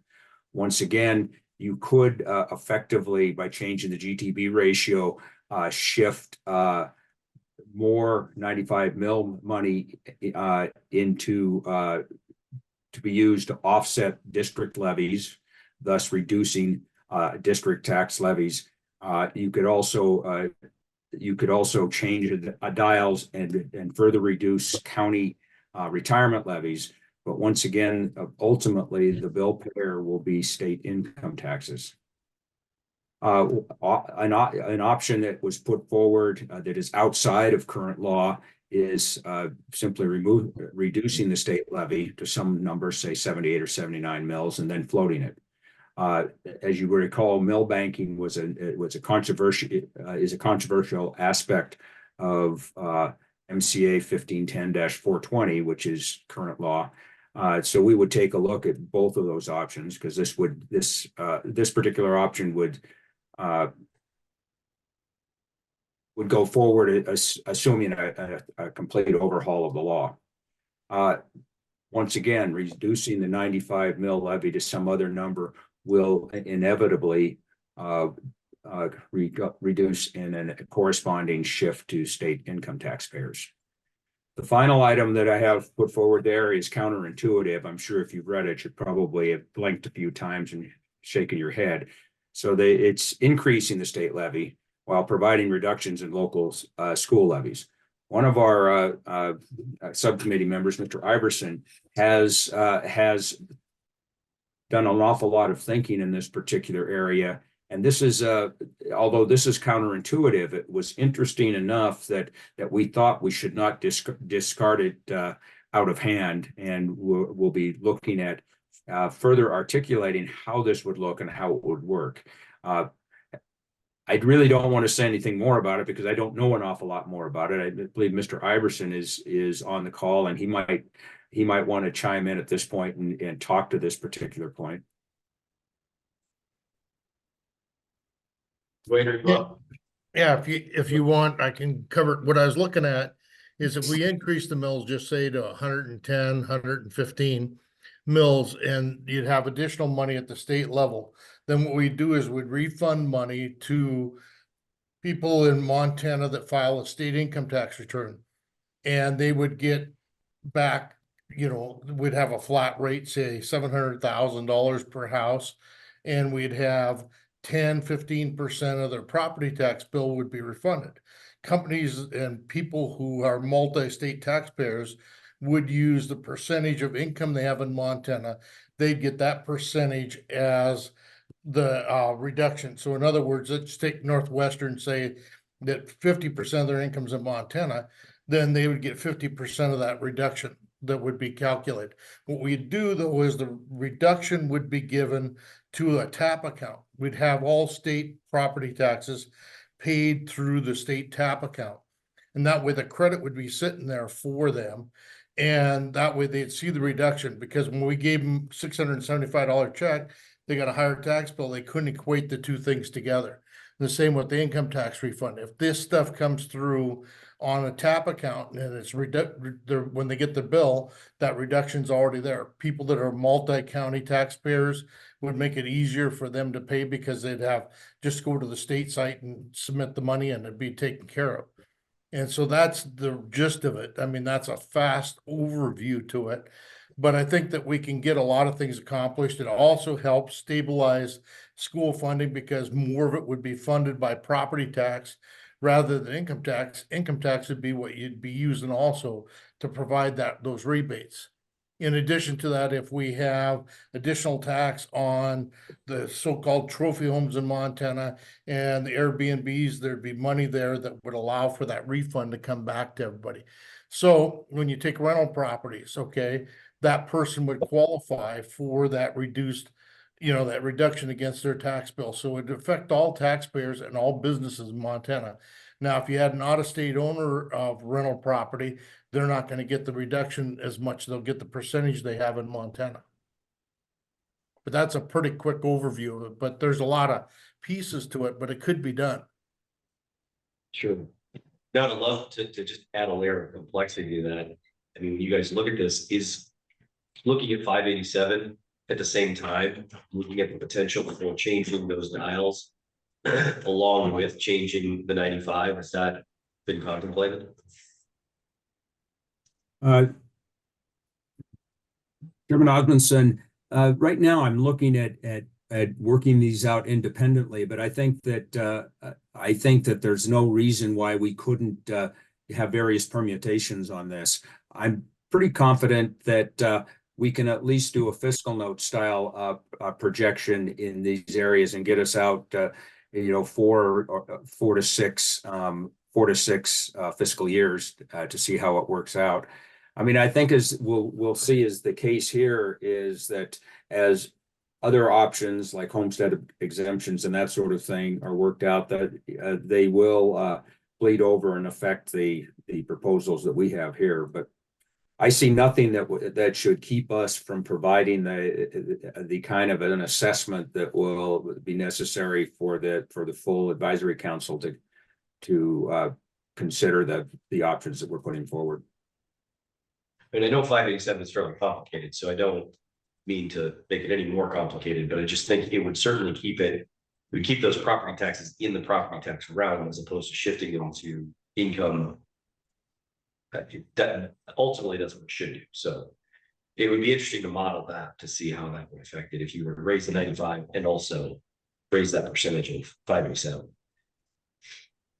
Yeah, we can certainly take a look at that. And what I'm going to dub the Iverson model here will be, I am very interested to see how the mechanics of that work out and how it would interact with the Scepter Act.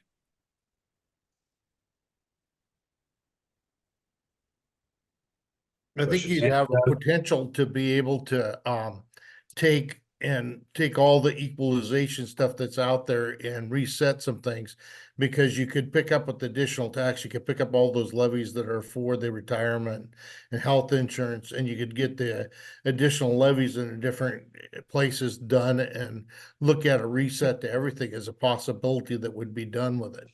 And the big thing is the shift that we're looking at here is a shift from out of state to in-state to get the reduction to in-state people. Yeah. Novel concept.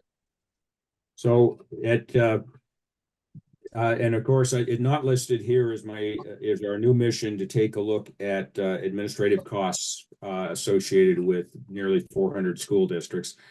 That I know that obviously there's a good deal of data that has been accumulated on that. Representative Jones laid that out pretty well. I think we're going to be in a stronger position to do our assessments of changes of the statewide levy, except for the Iverson project, which I think is more complicated in the short term. But I look forward to seeing where we can go with our new project. I don't see any reason. I don't see anything that's going to hold us up in terms of making an evaluation of that. Okay. Any other questions on the education section, or actually anything in general?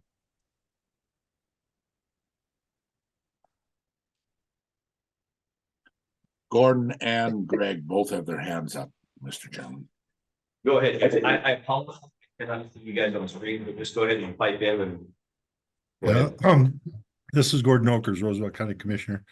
On those 95 mills, they've been going up in the last 10 years looks like an average of about 6% per year.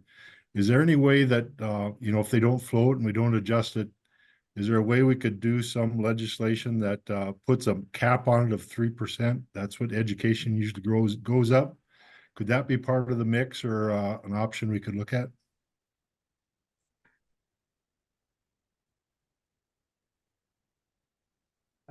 David? Yeah, I mean, certainly any option of that nature is on the table. And I think that kind of gets to the floating the 95 mills or floating them with some sort of a cap associated with them. That kind of modeling is certainly doable. Representative Bedey, this is Lance. Also, I think that when we look at the 95 mills and particularly the structure that's set up under House Bill 587, just being specifically aware of the interplay of the generation of the money from those mills and how that affects school equalization would be in order. And specifically, I've got my eye on the ball here in terms of $162 million of base levies that vary extraordinarily. The number of mills that it takes in each district is completely independent of the other districts. And if you had some uniformity there, you might find that a substantial number of, or even a majority of the taxpayers in Montana would see an overall reduction in their taxes if you used the revenue generation from the 95 mills to stamp out variable mills that go all over the place. I think that's just one of the things that we should be taking a look at. And I think you can deal with that both in terms of the percentage of new revenue and where it goes, the current 55% dialed up to a higher number to gain an assurance that you're achieving reforms. I get a bit worried about saying basically the 95 mills are going to stay static or even grow only by 3% while there's still reform that you want to accomplish, because it'll pretty much stamp it out. And I think that the warning is that, at least historically, when we didn't have a sufficient level of statewide mills, what happened was an excessive reliance. That's not my subjective opinion, that's the court's holding. An excessive reliance on mills that varied according to the tax wealth in each district, and that they also found that that converted into variations in spending that disadvantaged students in communities that had lower tax wealth. So I think that 95 mills can be better dealt with in terms of how you use them to achieve tax relief by ensuring their continued capacity for generating revenue, and then turning the dials and or looking for large gaps where you have current funding structures that could be fixed in some way. There's a lot of taxes in school districts that aren't GTB subsidized in any way. Bus depreciation, for example, there's no tax subsidy there at all.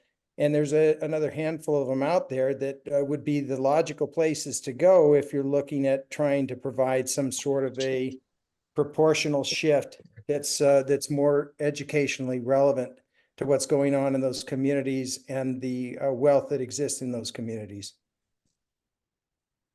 And one other thing I would say is, up in between 2015, fiscal year 2015 and fiscal year 2023, the state levy grew at very closely. It was very closely aligned with the inflation plus population line, which sort of stands to reason, I suppose, and is a pretty good indicator of having good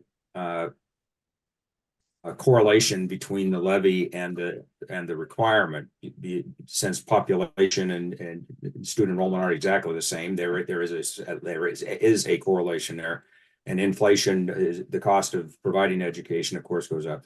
I'm a little bit my only reluctance here, and why I want to be sort of circumspect about this, is that given the longitudinal history of the 95 mil levy and its growth rates, I don't think we need to be careful not to overreact based upon a one-year spike in the receipts that we had there. Doesn't mean that we shouldn't do anything. It's just simply that I think we should be cautious in doing anything that we do here, to make sure that we're don't have a knee-jerk reaction that has unintended consequences. And Mr. Chairman, just first of all, I agree with you 100%. And I think it's important for us to make sure that we're aware that the growth in those 95 mills is what allowed the legislature to increase the GTB ratio from 193% in 2017 to now I think it's a 254 this year, but a target of 262%. That's $85 million a year as of 2 years ago. That was provided in tax relief across the state of Montana that would have been funded through property taxes if the GTB ratio had not risen the way that it did through the actions taken by the legislature in 2017. So taking a look at, yeah, there was some growth there and there was a tremendous increased investment by the state that has gotten to the point where the state's in very good stead at a state share of 69.5% this year. On general fund budgets. That's largely because the growth from the 95 mills revenue was used to increase the GTB ratio and thereby provide tax relief where it was needed in communities with relative less wealth than others.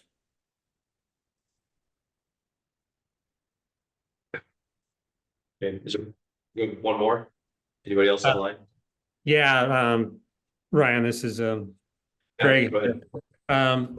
While we're on the 95 mils topic, just a couple of comments. You know, when I first came in as a legislator in 2013, I looked at those 95 mils. Hey, why don't we just cut those in half? It'll give everybody a tax break.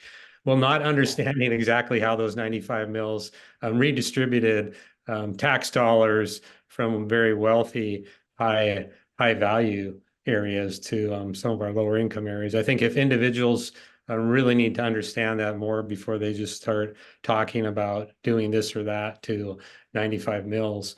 The Iverson model is interesting too. When I consider that, I live in the world of co-ops. I've always been a member of a co-op for my business. And of course, the co-op model is overcharge and rebate. And the Iverson model is somewhat similar to that, is to increase that 95 mil charge and turn around and rebate it back to certain individuals or taxpayers. So it's probably something worth exploring still, I believe. Politically, it's probably not an easy lift. But in regards to TIFs, I did find out, so Revenue and Income Committee on this Thursday, March 21st, around 3 p.m., Megan Moore will give her approximately hour and a half presentation on TIFs, how they work, etc. So if you got time, you might zoom in to that meeting. And then after I see that analysis, I'll work with Megan on getting a presentation back to the local government subcommittee. So I'll take the TIF look over away from the education committee. I volunteer to do that, Representative Bedey, but I'll also keep your committee informed as to, hey, look, we're going to talk about TIFs because they do impact schools significantly. And so your members, and including yourself, will be able to then participate in when local government subcommittee takes a look at TIFs. Thank you, Senator Hertz. Representative Bedey, one thought, and I won't talk on this too long because we can always talk offline. But I was thinking about Gordon's, once it gets to 3%, some sort of a cap deal, rather than a cap, and we'll certainly look at a cap, but I think that's probably not moving very far. You could make the dial in the 587 bill dynamic, that anytime there was a burp that came in, the dial that was currently set at 55% on the property tax side could kick up for that period and make sure it temporarily bought down it paid additional dollars down the property tax side. There's nothing that says the dials in that bill have to be static, if that makes sense. Yes, Representative Jones, it does make sense. I mean, if you think about the dials, really what the dials do, it allows you to rebalance the mix between income tax and property tax in the aggregate. And so if you have an abnormal event, it would allow you to do that sort of thing. So I think there's a lot that can be done within current law, within the structure of current law, perhaps making some modifications as Representative Jones has just suggested, that I think are workable and can provide property tax relief. Okay. Well, thank you, gentlemen, for doing the subcommittees and all the work you're putting into that. Thank you for presenting today. We're gonna before we go to Dylan, he's gonna give us a little presentation. You're fine, Dylan. I'll just be real brief. Just want to talk about a couple of dates before we leave the subcommittees. Representative, Senator, do you have dates yet for your subcommittee set, or do you want to email folks out here shortly? This is Greg. I'm going to doodle my numbers and see when they're available. But what I'm thinking is the first and second week of April might have 2 meetings during that potential time period. Mr. Chairman, we've already scheduled a meeting for the 3rd of April. Great. Mr. Chairman, I'm gone that first week in April. But I'm thinking the second week in April for us, contingent, of course. I needed to hear Ralph, whether he would have our property tax analysis, our static fiscal notes done in that time frame.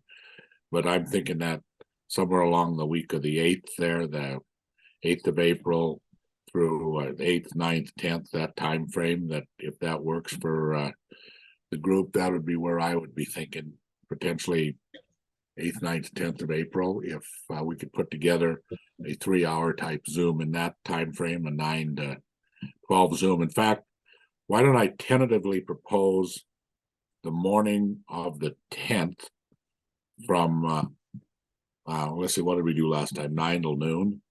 That worked for us on Zoom.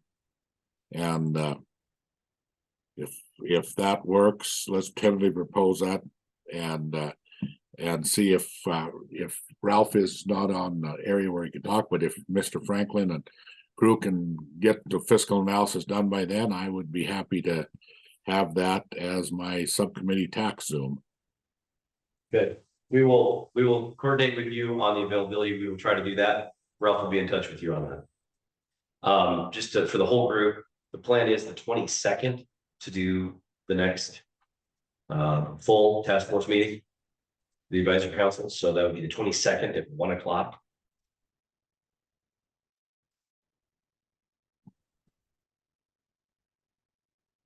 Okay, there's nothing else in subcommittees. Yes, Brandy. Yeah, question. One of the groups came up with a public information article, why sales tax is a bad idea for Montana.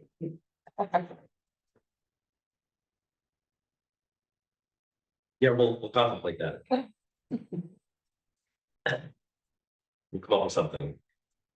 And then we're going to go ahead and go on to Dylan. We're going to run a little bit late, but Dylan, if you want to kind of give us, I think this could be a very interesting tool that, or who's got some of the subcommittees could use going forward. So go ahead, Dylan. Yeah, thanks for that introduction, Chair Osmundson. I'm Dylan Cole with Tax Policy and Research at the Department of Revenue. So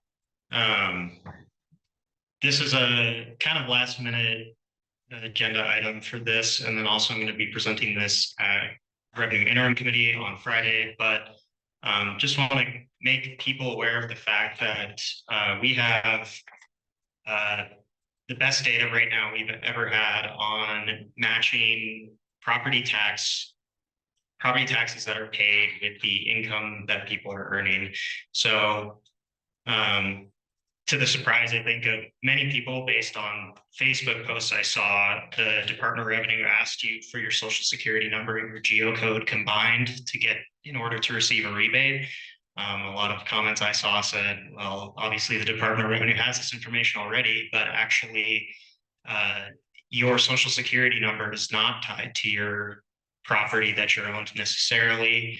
And vice versa, your property that you own is not necessarily tied to your Social Security number in the income tax system. So with this rebate data, we are able to connect those data points together and answer some questions. These are some examples of questions that people might ask that we can answer with this data. So, are higher incomes associated with more expensive properties?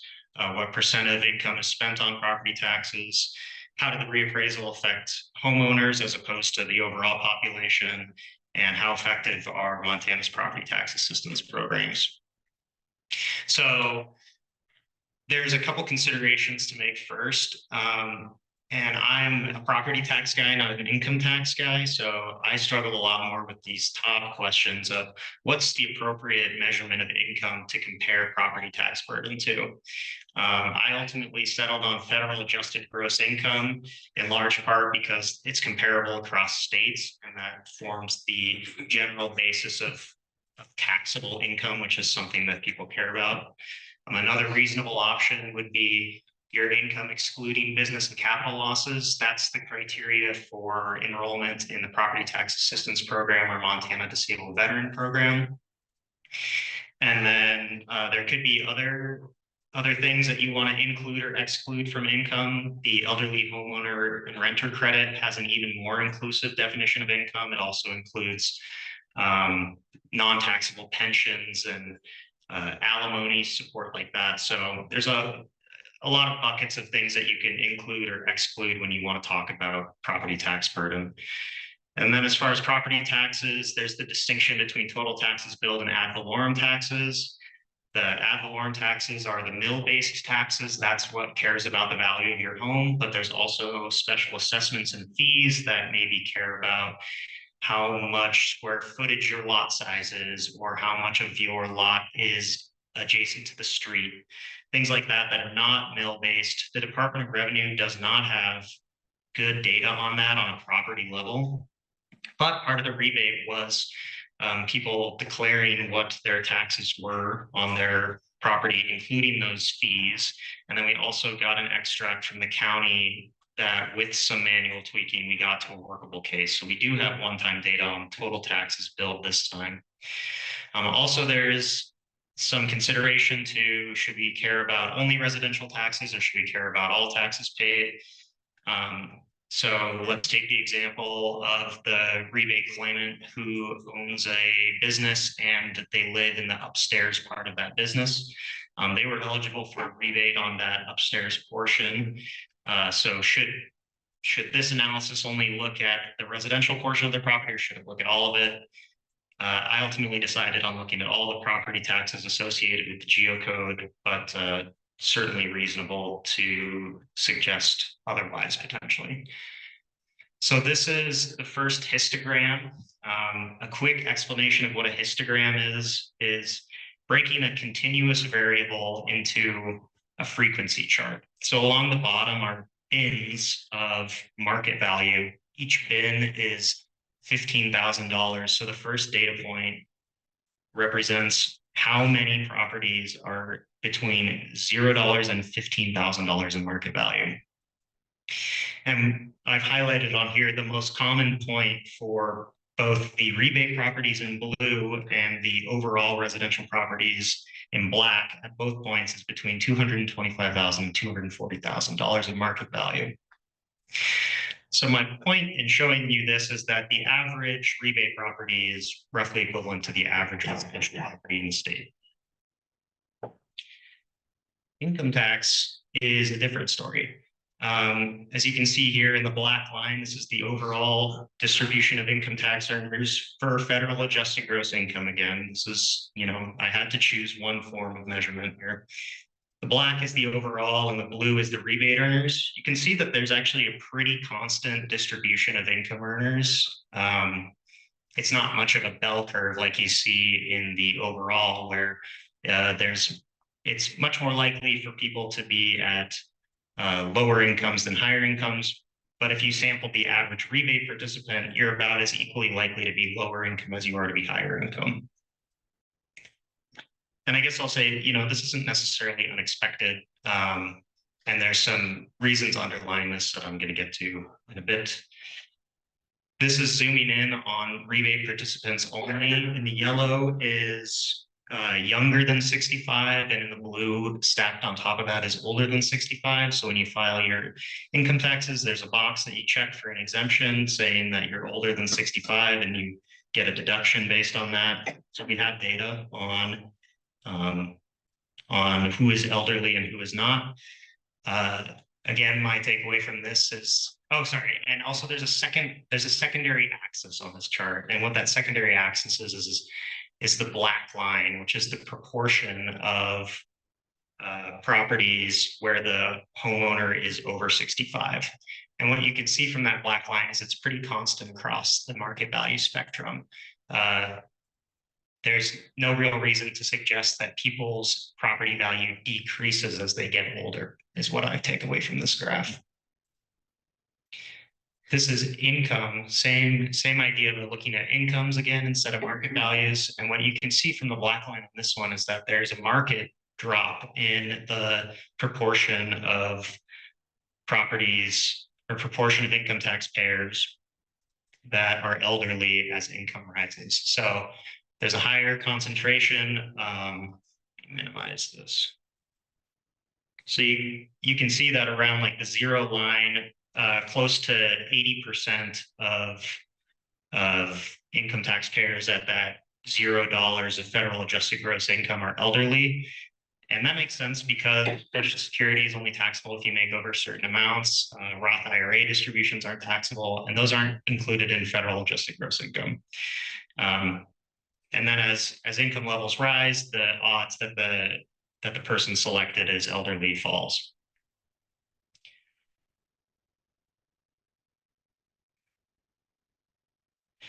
This is a very dense table. I'm not going to spend too much time on it. All the slides for this are on the Property Task Force website, and I encourage you, if this is interesting to you, to go look through the slides and follow up with me about any questions you might have. I'm just going to pick a decile here and talk about how to read this table, basically. So this is the 6th decile. This represents people between 50% and the 60th percentiles, so just above the median household in the state. There were 19,320 properties that fell into this income range. These homeowners have an average income of $57,500, and their average market value home in 2022 was $248,296. They paid an average tax bill of $2,469, so just under 1% of their market value. And their property tax as a percentage of their federal adjusted gross income was 4.3%. So now I'm going to graph histograms again, market value by quintile. I've got a black line for what the median rebate property is. So this first line is non-filers. So there's no obligation to file an income tax return if your amount of income that you earn is less than any deductions that you qualify for. So there were a certain amount of properties that claimed a rebate that we couldn't match their social security number to a data point in the system. That's because they're a non-filer. So you can see non-filers tend to have pretty low value properties. And then this is the first decile. This is the 0 to 20%. The second decile looks pretty similar to the first decile in terms of market value. Third decile, there's more properties in this decile, so the peak is higher, but it looks like the shape is still the overall same to me. This is where there starts to be a little separation, I think, in the fourth decile. It's a little more to the right of the rebate line, where there's more properties that are to the right of the median valued home in the rebate line, but the peak is still to the left of the rebate line. And then these are the highest income earning people in the state. You can see that they do tend to own more valuable properties. There is a much higher count of people, especially if we're looking above, $500,000 in market value. Most of the people that own properties over that range are in the highest decile, highest quintile. And then negative FAGI is kind of its own thing. I don't, in the idea of expediency, I won't spend too much time on that. So now, same idea, but let's look at the taxes that these properties paid. So here's, again, sorry if I'm going fast too, we're kind of a little behind schedule. The taxes paid on the bottom, this is still a histogram, so we're still breaking things into bins. And then we've got a frequency on the y-axis. So the non-filers paid pretty low taxes overall. The peak is, the most common amount of taxes paid for non-filers was $200 to $400. If we look at the first decile, there's a pretty flat distribution along the amount of taxes paid up to $2,400. And that's a little unusual because normally we would expect things to look a little more like this, where there's a ramp up and then a peak and then a ramp down. And if you remember when I said that the first and second quintiles look pretty similar in terms of market value, but you can see in taxes paid, there's actually a split. And the second quintile has a fewer counts of properties in these very low number of taxes and higher counts above, say, $1,600 in taxes paid. So I'll talk about that a little more later. Here's the third quintile, fourth quintile. And again, the peak seems to be moving a little bit to the right each time because sort of as it goes along with having higher market value properties, you tend to pay a little more in taxes on those properties. And here's the last quintile, again, further to the right than the rest, suggesting they pay more in taxes. And negative at the end. Okay, so that was a quick and dirty through the characteristics of the properties in tax year 2022. Well, let's look at what happened to them based on reappraisal. So again, dense table, I'm just going to pick that same row, the sixth decile. So now the average property in this decile, remember, was 248,000. Well, now the average market value of this property is 348,000. It appreciated by about $100,000. Their average tax bill went from 2,469 to 2,902, or an increase of $433. What I find a little remarkable about this table is that the percent change is actually quite constant across all these deciles. Actually, the highest percent change was among non-filers in the first decile, and I think that is because of PTAP. If you guys remember, PTAP exempts the first $200,000 in market value.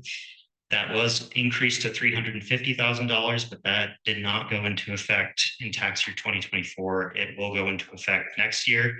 So there will be a reversal of these large increases at the bottom because of that. Okay, so this is a comparison of the histogram of market values in tax year 2022 in blue, and in brown is tax year 2023. You can see the peak has been squished and stretched. So there's much more variability in in property values now. It was actually pretty impressive how much of the distribution fell around like the $200,000 mark back in tax year 2022. And now there's a lot more variability in where those properties lie. So a way that we can look at that variability is by graphing the cumulative number of properties that fall into the percentile. So this is our second case of having a second axis on the right. So the blue and the red line here that look kind of like an S are corresponding to the right-hand side of the axis. And here's how you can interpret this graph. Let's pick a percentile, say the 50th percentile. Let's draw an arrow over to the blue line to see what the 50th percentile properties, that's the median. What was the median property in tax year 2022? Well, it was about $240,000. And what is it in tax year 2023? Well, it's about $345,000. The other way to look at it is to pick a market value and say, okay, well, let's say 285,000. That puts you in about the 63rd percentile in tax year 2022, and in 2023, it puts you in the 39th percentile. So in both cases, it's just a way to visualize how the distribution of property values has changed because of reappraisal. This is a chart comparing the difference in taxes paid. Again, a histogram. Along the bottom axis is the change in taxes paid. So this is the amount you paid in TY 23 minus what you paid in TY 2022. And I've got vertical lines at 0, so no change in the tax bill, and the rebate at $675. And then I've placed the proportion of rebate households that fall into each category based on these lines. So 9% of rebate properties saw a decrease in the taxes that they paid. 64% saw an increase that was less than the rebate, and 27% saw an increase that was greater than the rebate. And this next chart is going to break down the that tax change based on quintile, and it's going to do it in a cumulative chart, so it's going to have that S shape again. And so among non-filers, you can see that most experienced some change. It looks like 25% had no change or less, and about 85% had a change of the rebate or less, meaning 15% had a tax increase greater than the rebate. Same interpretation for the rest of these lines. You can see that they all kind of, they're fairly tightly clustered. There isn't, except for there's a little, again, so I guess what I see in these graphs is that the first three quintiles are pretty similar. You start to get separation in the 70th and 80th percentile, and then the 90th and 100th percentile looks even different still. So you can see by this graph that if you are in the top decile of, or sorry, top quintile of income earners, 35% saw a tax increase greater than the rebate. If you're in the bottom few quintiles, then about 18% saw a tax increase greater than the rebate. So there is evidence that, you know, people that make more money own more expensive homes, and they were affected by reappraisal more.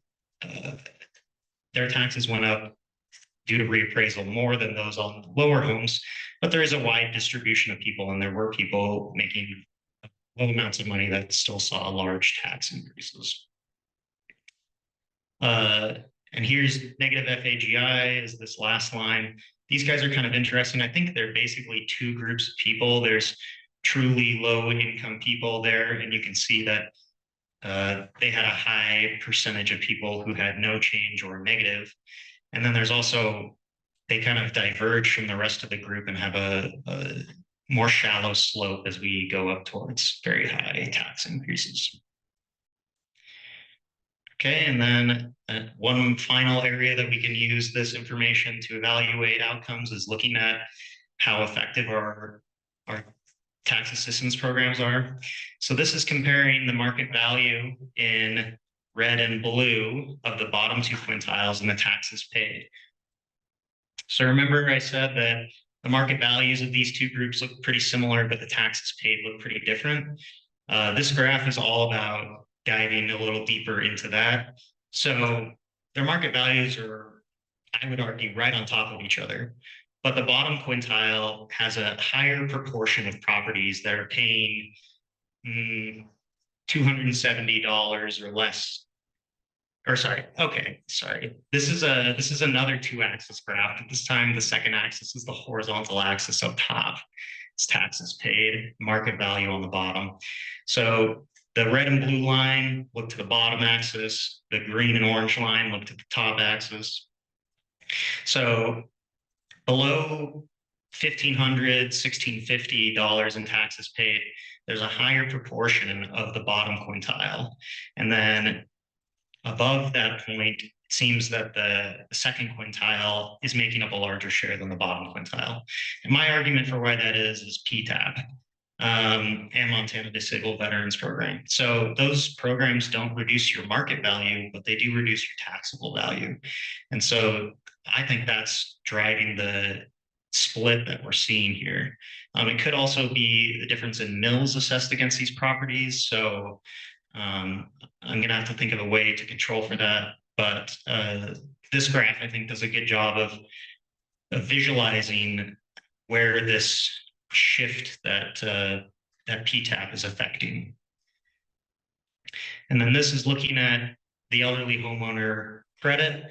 So this is looking at rebate properties in the blue. And then if a taxpayer claimed the elderly homeowner renter credit, I reduced their property taxes by the amount of the credit they received and graphed that in brown.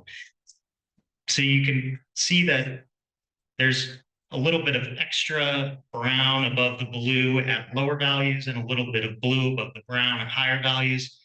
That's representing a shift of people down left along the distribution in terms of how many taxes they pay.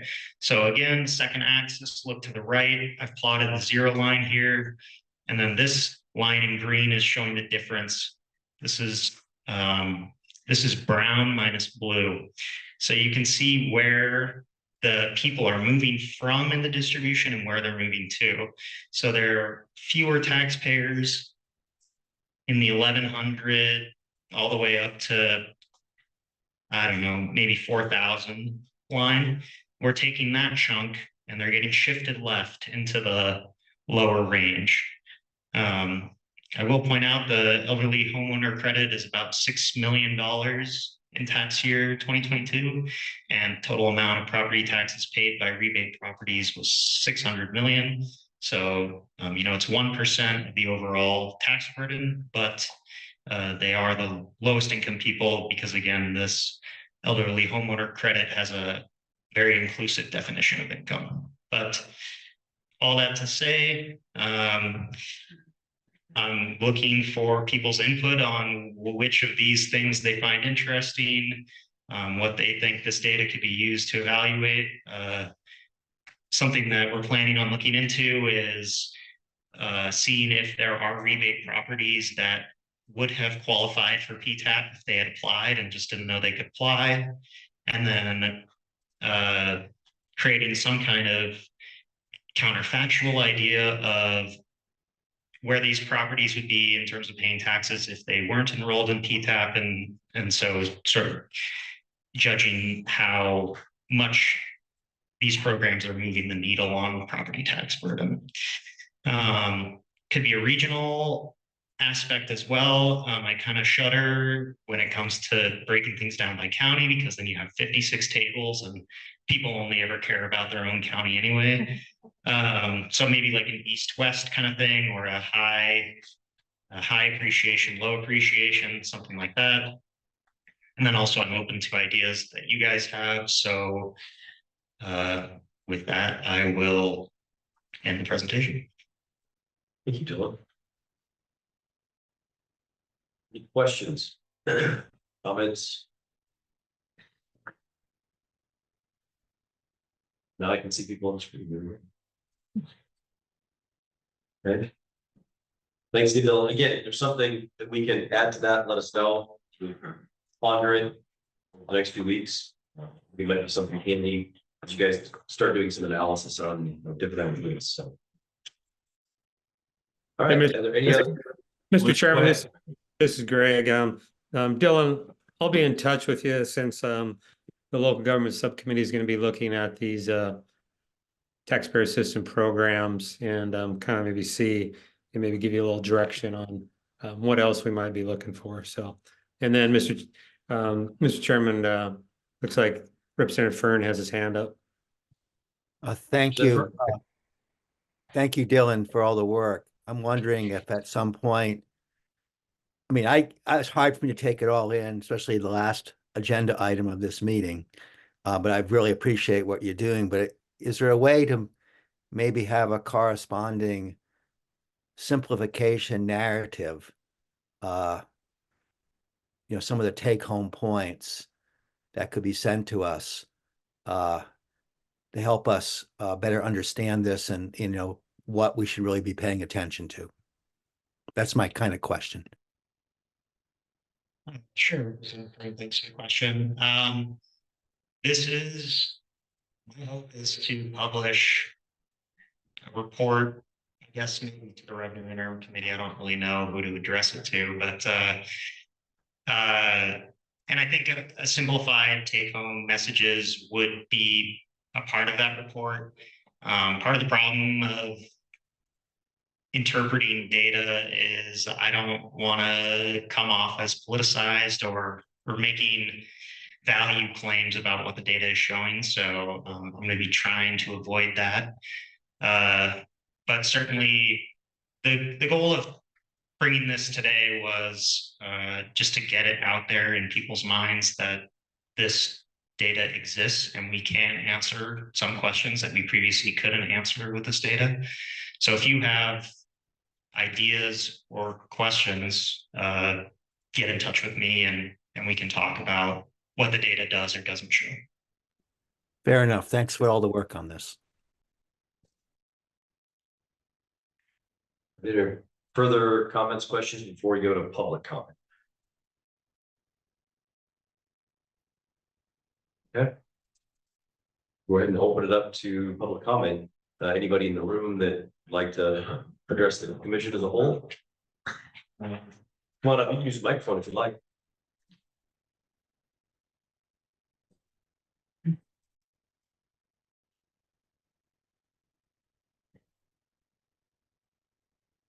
I know you're running late. It'll take about 3.5 minutes. You got soft chair than we got. Yeah, I'm a retired farmer We have it down in Glen area now. Talked to a lot of the retired Montana natives who've been here forever. Myself, my grandparents moved here in 1910 in the Lake County area.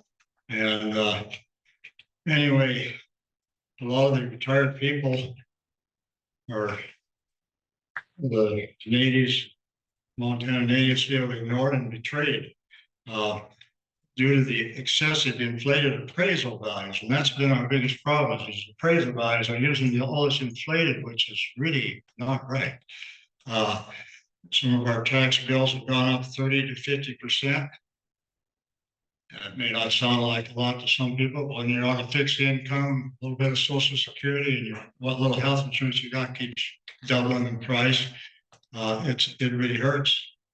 And in some cases, like I'll get into here in a minute, 300% higher because they kicked my grazing land out. I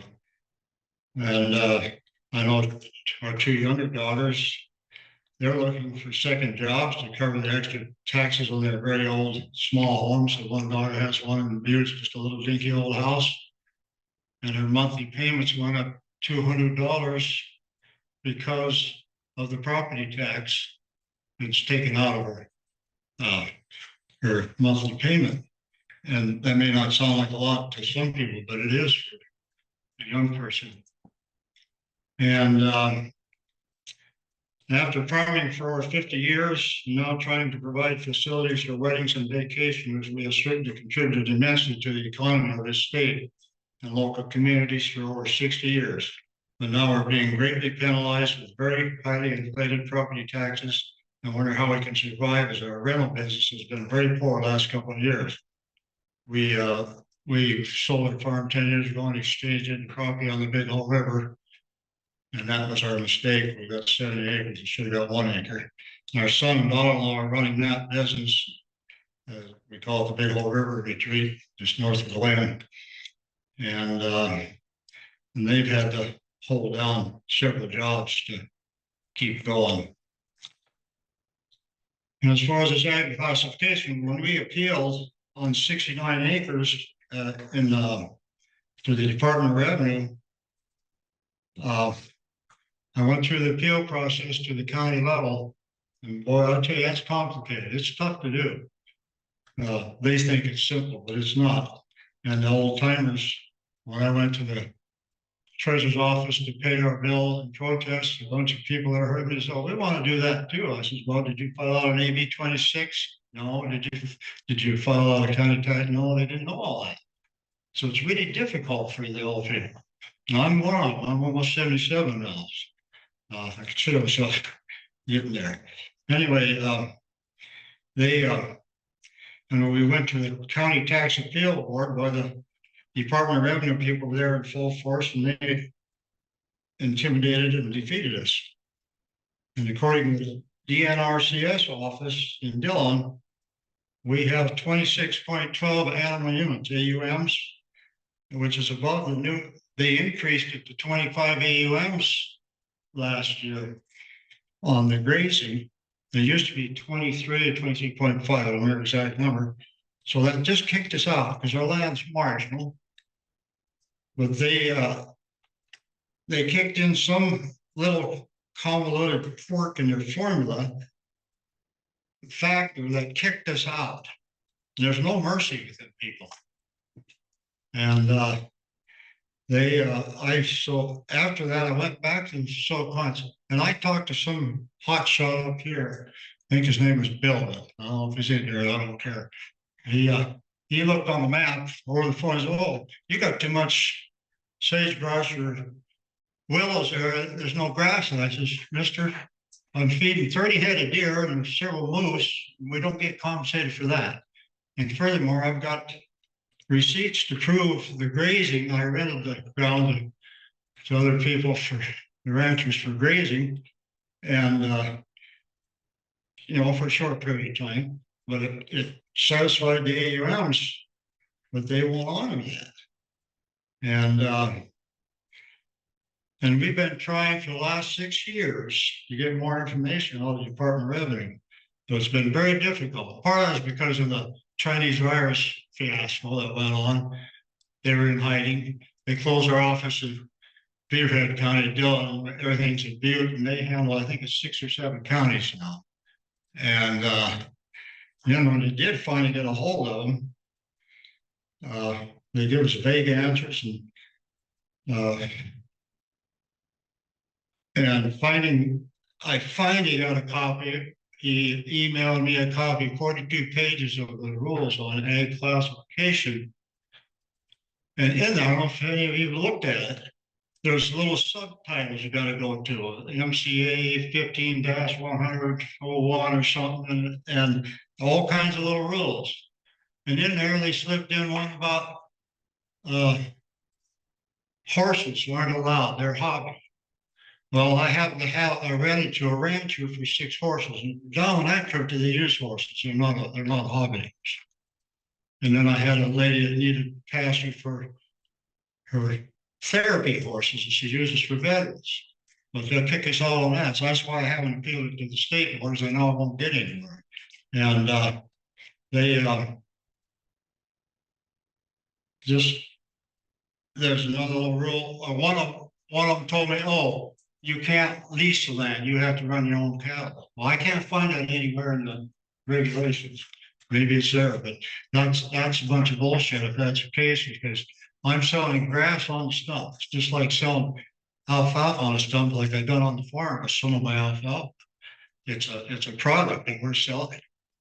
And if it qualifies for the $1,500, it should be legitimate.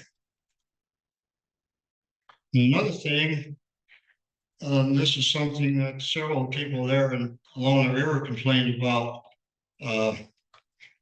The guy that runs the Glen Bar told me, he says they're using instead of using the income method, they're using the cost method for our business. And I asked him about that. He said, "Well, yeah, you're living on the property, so you can't use the income method." And we're not living on the 2 acres that are zoned commercial for our 3 cabins and an event center. We live next to it. So there's another problem. There's so dang many things that need to be looked at in here on all this appraisals. And they have the upper hand. Us little guys, we can't fight it. And another problem, let's see here. Oh yeah, with on our buildings, there was no adjustment for work we do ourselves and used materials. I put together one little cabinet of used leftover material, old materials, and those taxed just as heavy as the others. Also, no adjustment for inferior work done by poor contractors. Well, maybe this don't fit here, but you need to know it. The state has some incompetent building and electrical inspectors who overlook many serious issues, which we had to fix ourselves at our cost, but we don't compensate us for any of that. Now, another issue is the 20 acres of our property is in a floodplain, which is grass, sagebrush, and cattails. And about 7 acres, that is actually a little island. We're just off of I-15 at the Glen exit, just north of about a mile. And there's about 7 acres of an island. I can't use the island at all. But I can get taxed for it. I get taxed dearly for it. And that's in the floodplain, at least 20 acres of that property, 27 acres of that property. And you know what a floodplain does, it helps. It holds water, collects water in high water, keeps it from flooding downstream, and it holds water that's released slowly for downstream for the fish and irrigation. And we should be compensated for that instead of penalized for it. That's another thing you gotta look at. I know this is all complicated, but I'm gonna make it more complicated for you. And then of course that meander of the river, that eats away at the banks and changes things for you. And that also helps contain the flow of a river when you have a meander of the river. And another issue is And you touched on it, I think you need to look into some of these nonprofits. I don't mean some of the locals. I mean, these big, have you ever heard of the Gainey Foundation? I looked in a little bit and it's worldwide. It's big. Well, they have what they call the Two Moose Camp across the river, down about a mile from us, and that's in Madison County. And they built a church on there in the cabins. And from what I've been told, they use it 2 weeks out of the year for church purposes and some youth camps. And then the rest of the time they rent it out for weddings. Well, that's competition to us. And we're paying full bore taxes, and they're apparently getting, they're not even being taxed on all. I don't know how all the facts are, so I can't say for sure, but that's something you really need to look into. And I mentioned that to the lady out here that works with the governor. She made notes on that. And I think there's quite a few of those situations going on in this state. Because those big shots know how to work around things. And then the state would probably just throw another little rebate at us. That $675 was a slap in the face for what we owe on our property. Because I have, when we sold our farm, it was under a farm name corporation or an LLC and all that. So my son's house was in there, and I didn't catch it when we exchanged. We should have broke up the property in 2 names, but we only got the 1 rebate. And I was talking to a big rancher down there, and the same thing. He got 2 or 3 homes. He only got 1 rebate. And I was talking to one farmer over in Madison County. He says, well, I didn't get any rebates because everything's under corporation name. So that's another injustice. And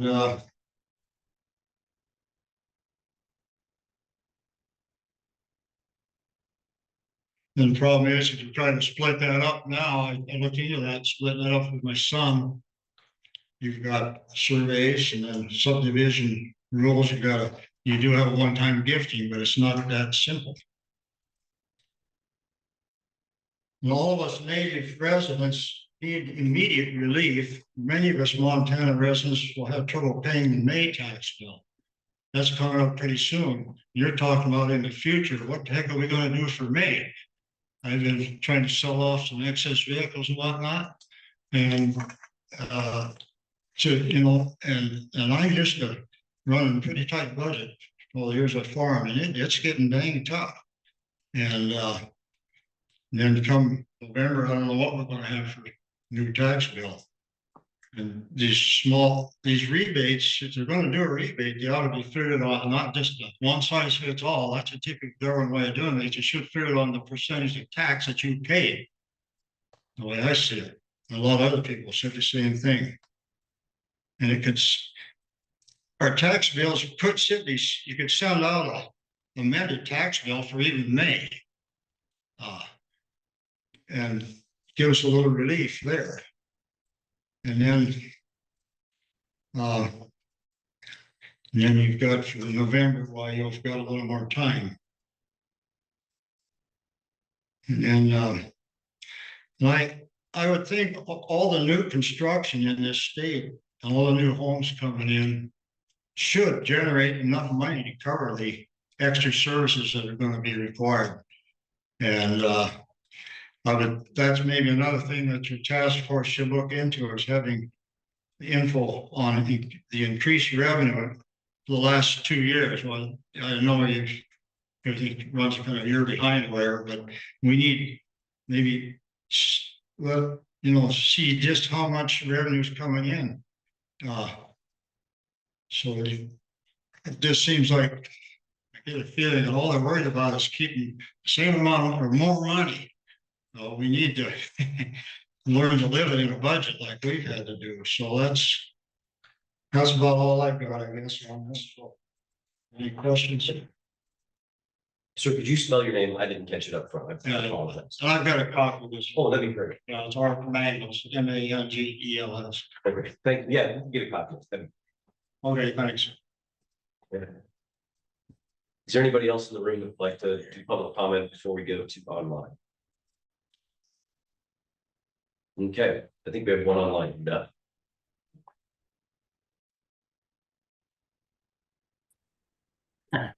Bob Story here.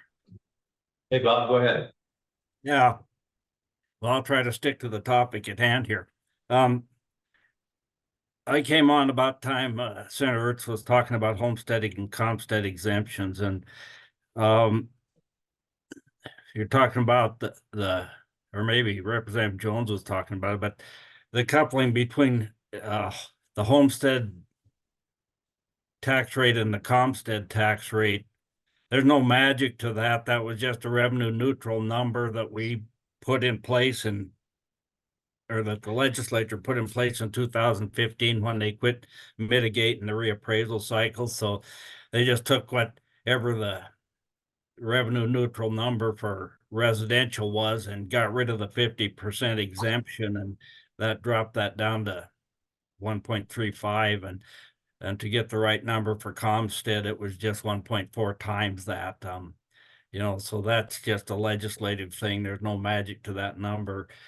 When you start working on the exemptions, though, I think the point was made that you got to look to try to see if you can find something that works fairly well across the whole state, and that's going to be difficult. But by and large, the effective tax rate simply is the mill levy in that taxing jurisdiction times the statutory tax rate. So if you do that math in all the levy districts, you can kind of get an idea of what the statutory tax rate is in either by county or in cities or school districts or however you do that. And then you can mess around with your exemption and on your tax rate number so that you don't do too much shifting that way. But you got models that'll do that pretty easily, I think. Now, the bed tax issue, the seasonal bed tax, I think a person, if you want to proceed down that road, I would suggest you don't allow a seasonal one to be applied in the resort communities because they're already at 12%. They're the 4 and 4, and they got their local option of 4. And they're using that for the purpose it was intended, basically to deal with those impacts. So I don't know if you want to take them to, 14 or 16 or some percentage like that or not, or just leave that if you were to do that, apply it in the non-resort communities where the problem is. And most of those large cities are at 8% plus a business development tax they put on, that's like $1 or $2 a room every night, that they're also collecting there. So when you start comparing what that rate is to everybody else, you have to kind of think about all of those areas.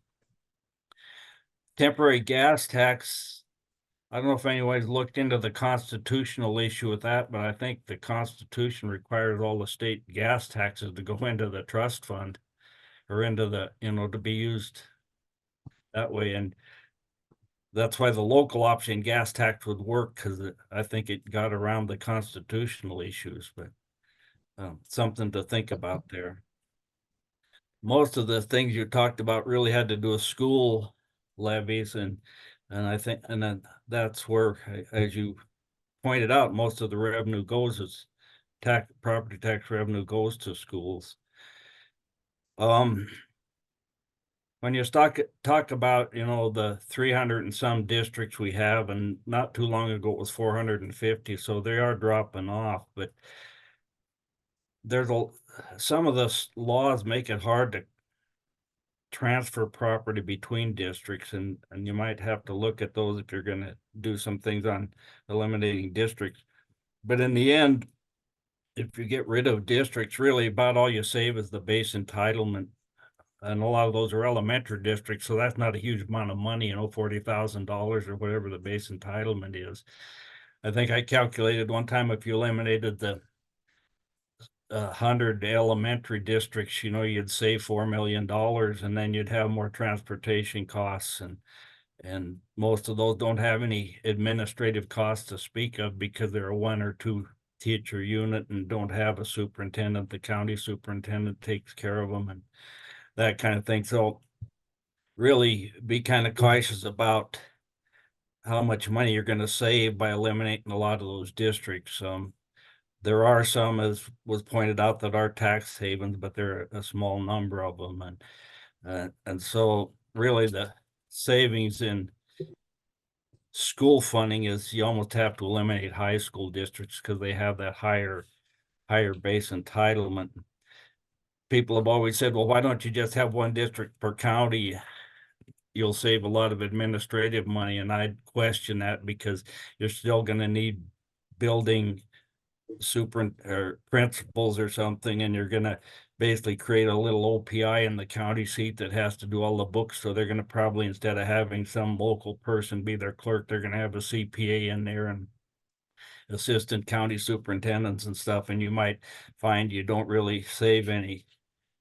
Back in the 80s, Clyde Park and Wilsaw consolidated, and then up on the High Line west of Havre, Kremlin Guilford consolidated. And if you look west of Havre, there used to be 6 high school districts between Havre and Chester, and now there's 2 because 6 of those schools have combined into Blue Sky, and then Chester, Joplin, and Inverness are combined into one school district.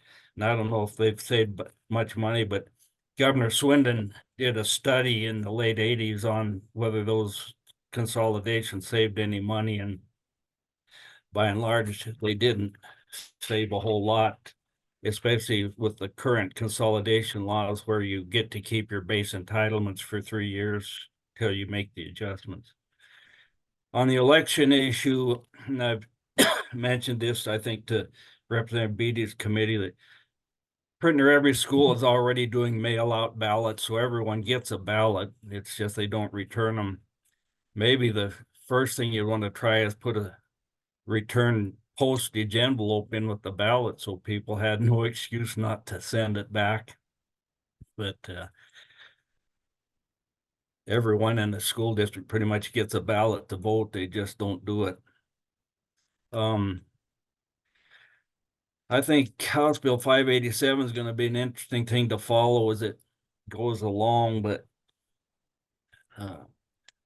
I'm not certain how much money there is going to be there for tax relief in that bill in most years because of the way the current equalization mills work. You get a huge boost of money in the first year of the reappraisal cycle. In the second year, all you get is new property. You don't get inflation adjustments because of the way the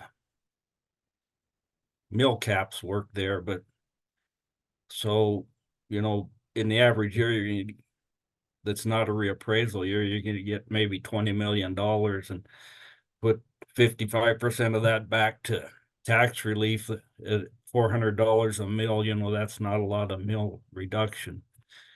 And the thing that I think you need to look at with all this equalization money is there are donor counties and there are recipient counties, and it'd probably be another map to have is which counties or which school districts are donating money into the equalization levy and not getting it all back, and which ones aren't donating much and are getting back. And that's going to be kind of the same thing with the retirement GTB issue. I'd be cautious about adjusting your dials down when you have a big year, because if you start doing that, you're going to run into problems with budgets are already set at those levels and you can't reduce them. And so I think you really need to analyze that about whether you can ever reel back state money once you put it out there. Maybe by a percentage of something, but really if 15, 10, 420 worked as the way it was intended, you would have steady growth in equalization mills every year. You'd have the equalization, or you'd have the inflation adjustment to your last year's collection plus new property. And so the mill levies might actually go down, but your revenue stream would always be on an incline. It just wouldn't be like it is now where you get that huge bump every time you have a reappraisal. And then the second year, you don't get as much as you should do because you can't get inflation adjustments. So, I really think that methodology would work fine for schools. You might need, as was suggested by Commissioner Okers, an inflation adjustment more in tune with what the legislature tends to give the school districts on that levy. And actually, rather than reducing the mills, just let them float, and they would generally reduce on their own. And then you'd have room to go back up with in the reappraisal years, you'd have room to capture your inflation that you don't get now. Or you could do away with the mill caps in those 3 sections of law and let the thing float up and down, and then you wouldn't need bank mills either. But there's a lot of things that you could do with that and still protect taxpayers. Because really all 1510-420 does it protect taxpayers against reappraisals. All the increased values in other classes of property are generally newly taxable property that's accessible anyway. So you're really talking about the reappraisal of class 4 property and those inflationary things that happened this last time and every 2 years. Other than that, I think, there's a lot of good possibilities out there. You guys are doing some good work. You're just sitting here seeing all the information you get thrown at you and how you digest it, and in the time frames that you got to work with it is the challenge, I think. And hopefully, you get some time to really look at some of the data and just have some time to discuss it, at least amongst the subcommittee, so that you can move forward with some ideas that might be good. Again, it's hard to do anything with the property tax system without some other source of revenue. You're just rearranging the deck chairs, or you take money from some counties and move it to other counties. If you start raising statewide mills, and you're going to have some jurisdictions that local option taxes won't be of any benefit to them because they have no businesses out there to collect the money from. And I think, again, the local options, I hope that doesn't become, because it's not the governor's suggestion of no statewide sales tax, that local option then becomes the option, because that's only going to help basically the large urban counties and not much of anyone else. So thank you for your time. Thank you, Bob. I appreciate that. Yeah, it is a big task, and fortunately we have more time than the short amount of time we have in the session, which is generally the case. So I hope we can come up with at least some good solutions going into the next session. So I think we've got some time and we've got some resources to do that. We've got a good group together. So I'm looking forward to what we come up with at the end. So thank you, Bob. Is there any other public comment? Okay. If not, is there anything else to come before the committee? Question, comments? Okay. Well, again, I thank you all for participating. To continue to work with you. Thank you. We are adjourned.